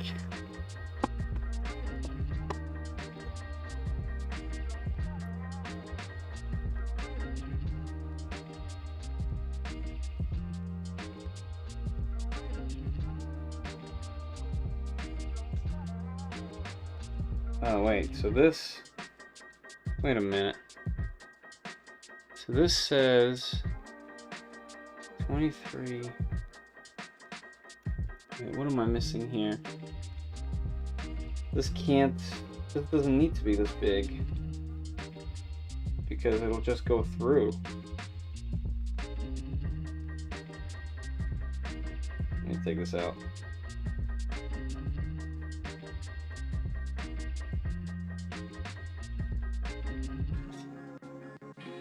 And I'm hoping that's not threading into plastic, right? Yeah, right? There's an insert in there. Yeah, I see some gloss over there. And this is going into what? This is going into the wiring too. What's going on here?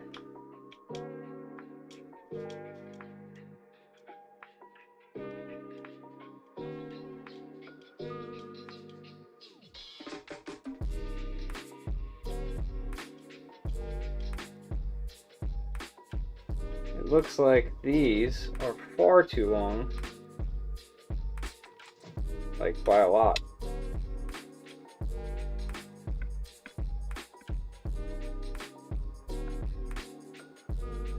Like by a lot. Like they're going way past where I need at 25. So we need to go shorter.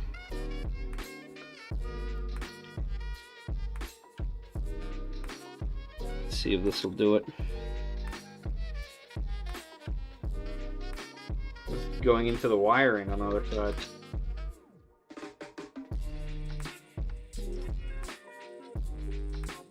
There we go.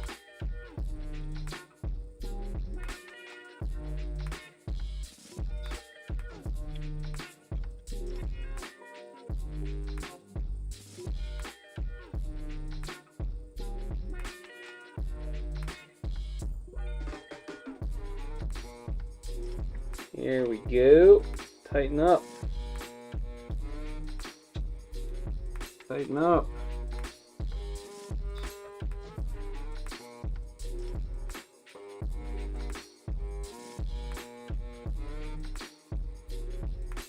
All this wiring I'll have to clean up.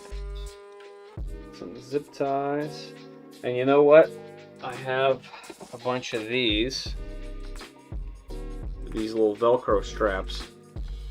Use that for now, so I don't have to cut a bunch of zip ties.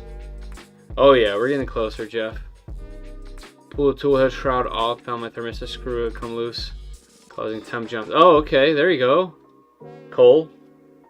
The song gives me Casey Neistat vlog vibes. I don't know who that is. Oh, Casey's the guy from New York with the glasses, right? Ah, joints and moving parts. Yeah. Whatever gets shaky will come loose, definitely. Now, was ever a kid can graduate tomorrow knowing that something's got done on the Voron? Yep. From that medical school.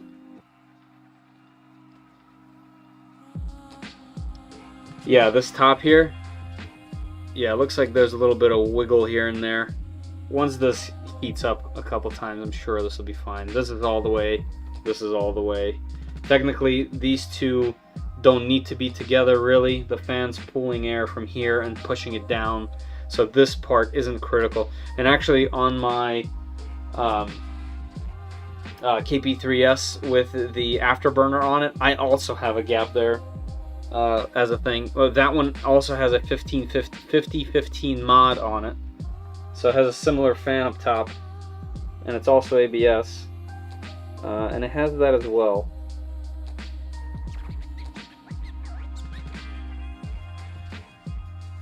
Alright, let's just put these together for right now so I don't lose my mind about them being messy.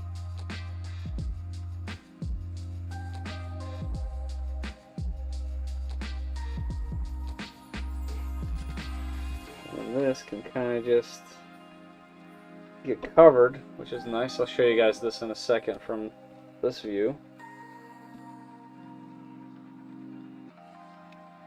Looks like this thing's too big. Okay. It's all good. That's why we have scissors. Cut it in half.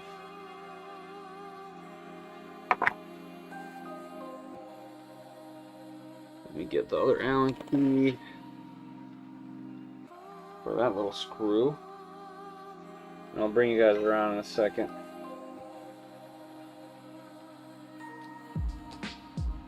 Get these together. Since they're all hot end related. There we go. Okay. And now we can close that.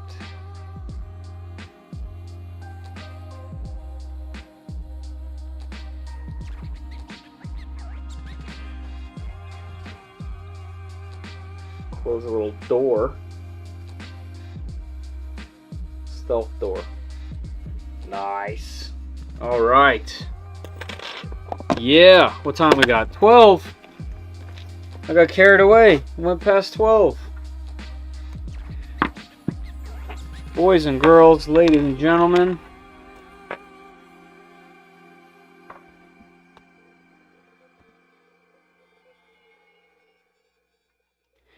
Let me show you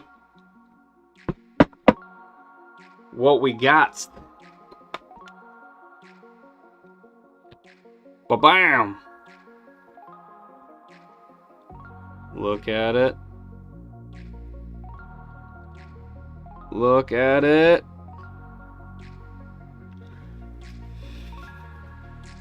Was it 2 minutes for an ass? And he said 2 minutes? Yes. Put some electrical tape in the gap. Ah, it'll be okay. There's no air going through there or anything really at all. Cool. And last thing I want to do is get all those wires together real quick. Let me chop this off. A little Velcro. Just so this is together in one.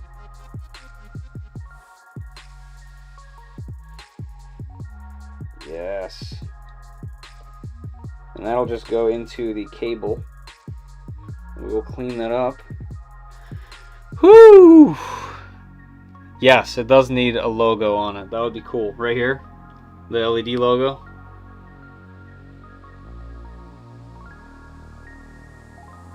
Let's go. Soon. Soon. How are the fans? Yes. Yes. We did it. We did it. We have ourselves a stealth burner. I forgot the ADX.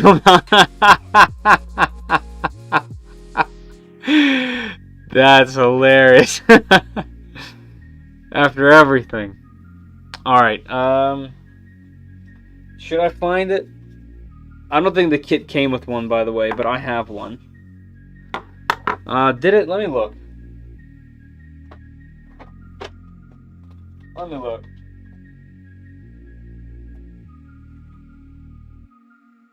Let's see. Meanwhile, ribbon cable.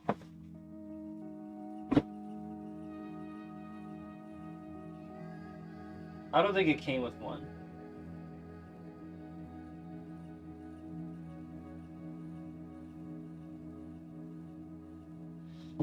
Yeah, it didn't come with one. By the way, I have, let me show you. So I made a while ago for the KP3S. Come on out of there.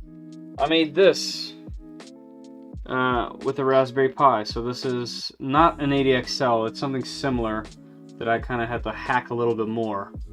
It's a MPU 6050, but then I also have a Raspberry Pi, and this is a Pico, and it's a USB. So I'll put the mount on, and then I'll be able to take this off. Actually, I don't think these mounts work here. Yeah, they don't. This is for an afterburner. It like mounts on the bottom of the afterburner like that. No. Anyway, I think I'm going to be using this anyway, so that I can just have one. Or I should just mount it and never worry about it, because I do have another one, like I said. So, here's the deal. Let's pick, now that this is done and the rest is extra. Yeah, I can fit it on there later, for sure. There's a mount for the stealth burner, but requires even longer screws, I think. Yeah, I mean, I have this little thing, and there are inserts in the back. They're just right here on the side, so I'll put this in.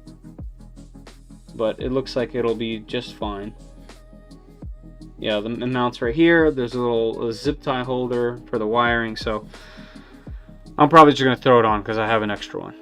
It'll be nice to just have it on there, you know. Anyway, let's do this. Let's pick the winner. So I'll give you guys about a minute or 30 seconds. If you guys are new here or you're just joining in, yeah, murdered out, jump into that pinned comment. I'm giving away this spool of filament. This is the Sunlu Meta PLA. I'll also throw in my brand new stickers that I just had made. Bam. Let's get this going. Jump in, let me refresh. 29, cool. It says ended. Actually, it won't let you, will it? Competition has ended because it was at 12 o'clock. My bad, everybody. This is bad management. I should have just had this thing not end today. Well, I shouldn't have had it end yesterday. All right, there you go. 29 people are in. Let me go ahead and pick the winner.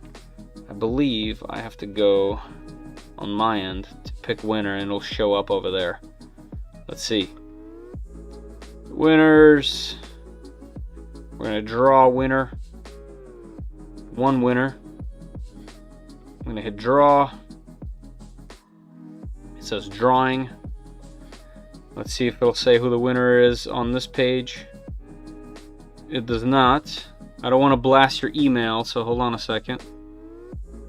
How do I push this to the other thing? How do I push? Announce winners in widget. Here we go. Bam. Boom. Refresh. There we go. Preston E. Congratulations. You are the winner. And please let me know if you're in the chat, Mr. Preston E. And I'll give you a few minutes to answer. And if you're not in here, I'll pick someone else. But I'd like to give it to the actual winner. It says you were number 12. So you were in here early. Lord Boo. Now I know your real name. And I blew up. What's that called? Doxing somebody or something like that? Lord Boo, congrats, man. You've been in here the whole time. You've been in here on most of these. You're in my Discord. You are a deserving winner. Preston is a bot name. Lord Bot. Send an email to fetter@3dprintsos.com. Write, PLA winner in the subject, and when I get the email, I'll ask you some more questions and I'll get this over to you. All right, so that's the instructions. Please send an email to fetter@3dprintsos.com, and we'll go from there. So your question, I like to blow everyone up because I asked what you're looking for the most when it comes to 3D printing, short term and long term. And your answer was to make toys for my boys, that's cool. That's the short term. That's definitely a really great reason to be in 3D printing. And long term, to see how manufacturing industry changes and try to get a career in it. Dope. That's cool, man. I hope you do get a career in it because that's awesome. Wish I won, but congrats. Yes, so I will have more of these. I'm going to try to do it every stream. I'll do my best to do it every stream. Like I said, I'm going to try. But I have more of these rolls. I have more of other rolls. I'm working on getting even more rolls. 3D Max has silk filament coming out finally. And I have some that I'm testing. So far printing really great. Just as good as their other PLA, but it's silk, which is nice. So I'm going to get some of that for giveaways as well, especially towards the end. We'll be doing that. But yeah, you know, Jeff, thank you. Everyone, thank you for donating as well. You guys are awesome. Everybody, we did it. We're one step closer. I think this was actually a huge hurdle because now we have. Here, let me zoom out if I can on the webcam here. Let's see, console. Oh yeah, there we go. Here we go. Here we go. So now we have a bed. We have linear motion everywhere. We have the business end. And we are ready. We're ready to put in electronics. That's the next step, to start putting in electronics. That's going to be very nerve-wracking. But I'm also very excited to get to it. Right? So, this looks like it came loose. Let me see if I can tighten that real quick. Just a little bit. Yeah, there we go. I don't know how loose these are supposed to be. Real loose on mine. That's how ADD works, by the way, right there. Good for you, Lord Boo. Hey, Bob. I'm glad you like the stream. You know, for me, I'm having a blast working on this. My whole goal with doing this as a stream and not just a quick video is, like I said, I'm running into real issues that someone might run into when building it. And I know not everyone's going to sit there and watch, you know, somebody build this, especially when they're not like a professional at building this particular machine. It's my first time, you know, doing with it, messing with a lot of exploration going on there and just trial and error. But like I said, someone might have a question for me, and that way I could be like, oh, in part this, I ran into this issue. Check out that stream. You know, the answer is there. So thank you very, very much for joining in. It's very encouraging to see and hear you guys enjoying it, and it keeps me going. And I'm glad I got my videos back on YouTube. Thanks, Caleb. I appreciate you saying that. Yeah, if you're in here, you know, and you enjoy the stream, please like. It definitely helps. I'm supposed to be asking every video, and I don't usually. I always get distracted while thinking about having ADD. Yeah, I do it just constantly. Lord Boo, you're actually gonna be the best, one of the best people I know, considering your machine, to be able to test this. So from what I understand, their marketing's kind of all over the place, honestly. I think they're kind of going more towards the eco side, but this is literally meant to melt like 20 degrees lower than normal. So like their recommended temperature is 180.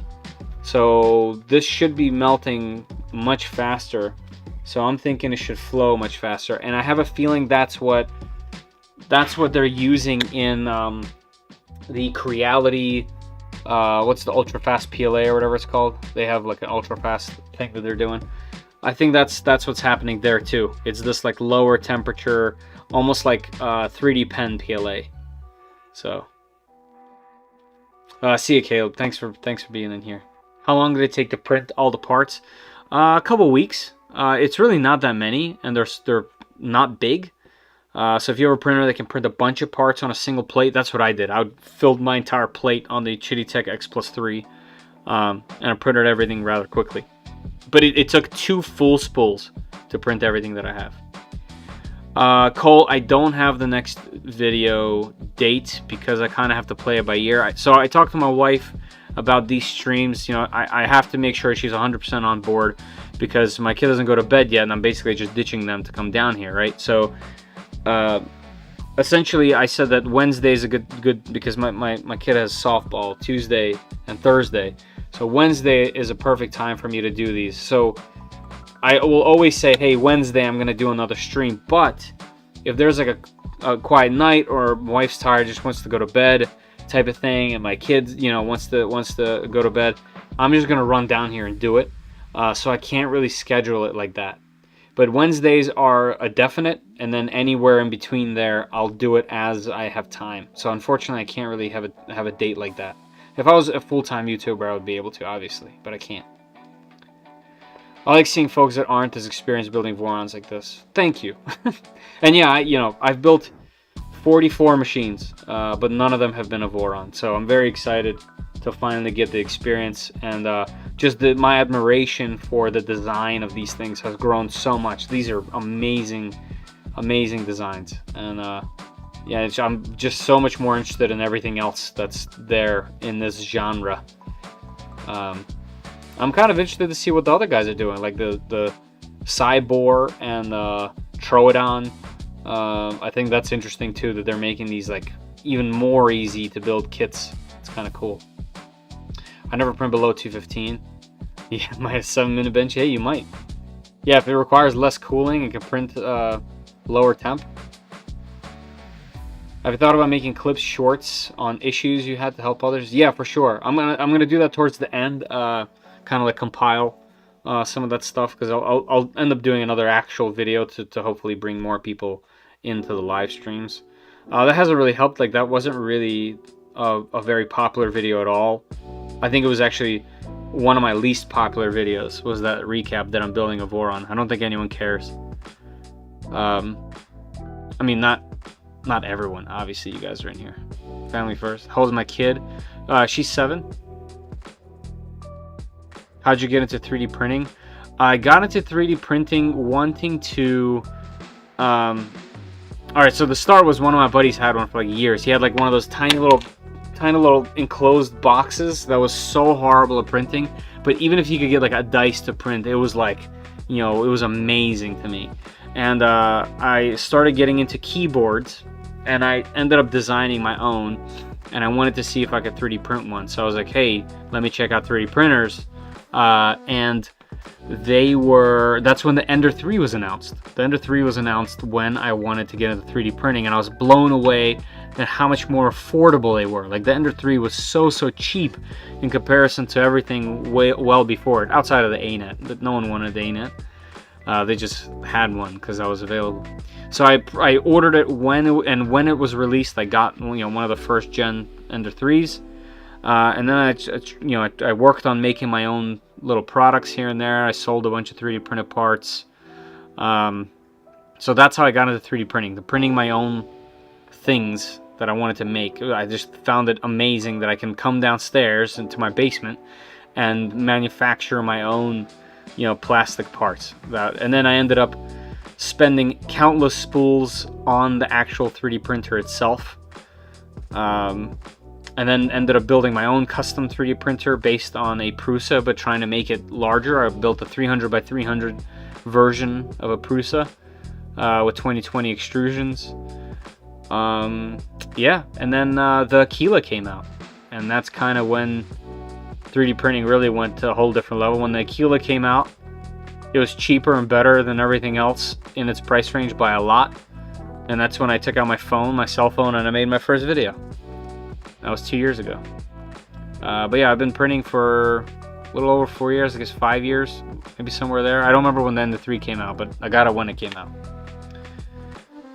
ANET A8, I've been thinking about getting one. I kind of want to see if somebody has one, like the original, hopefully untouched. I kind of want one. Or maybe even just the frame. You can kind of guess what I would do with it. You have one? Yeah, let me think about that. Just a couple of frame mods, because I kind of want to like bring one back. It's probably been done before, but that seems like fun.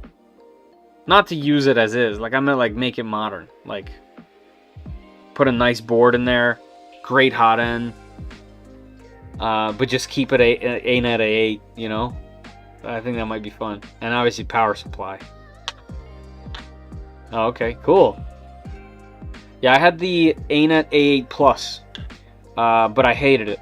So I instantly just scrapped it to parts and used it for my own printer. Yeah, resto mod. Like that's what I would do. I think that could be fun. But I have so many other projects. Like it's so hard to commit to another project. Man, we're getting jazzy out here with these tunes. Wow, getting like serenaded into the night. All right, everybody.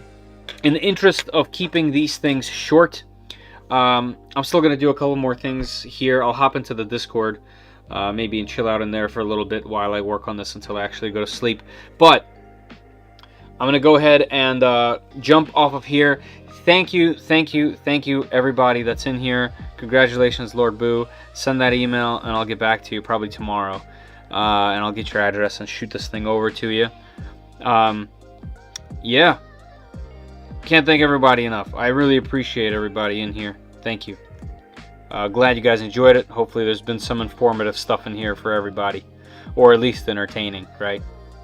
Alright, thank you, Jeff. See you guys. Thanks, everybody. And as always, I'll see you all in the comments, right? That's the thing I say? Alright. Let's do this. Music. Goodbye. See ya.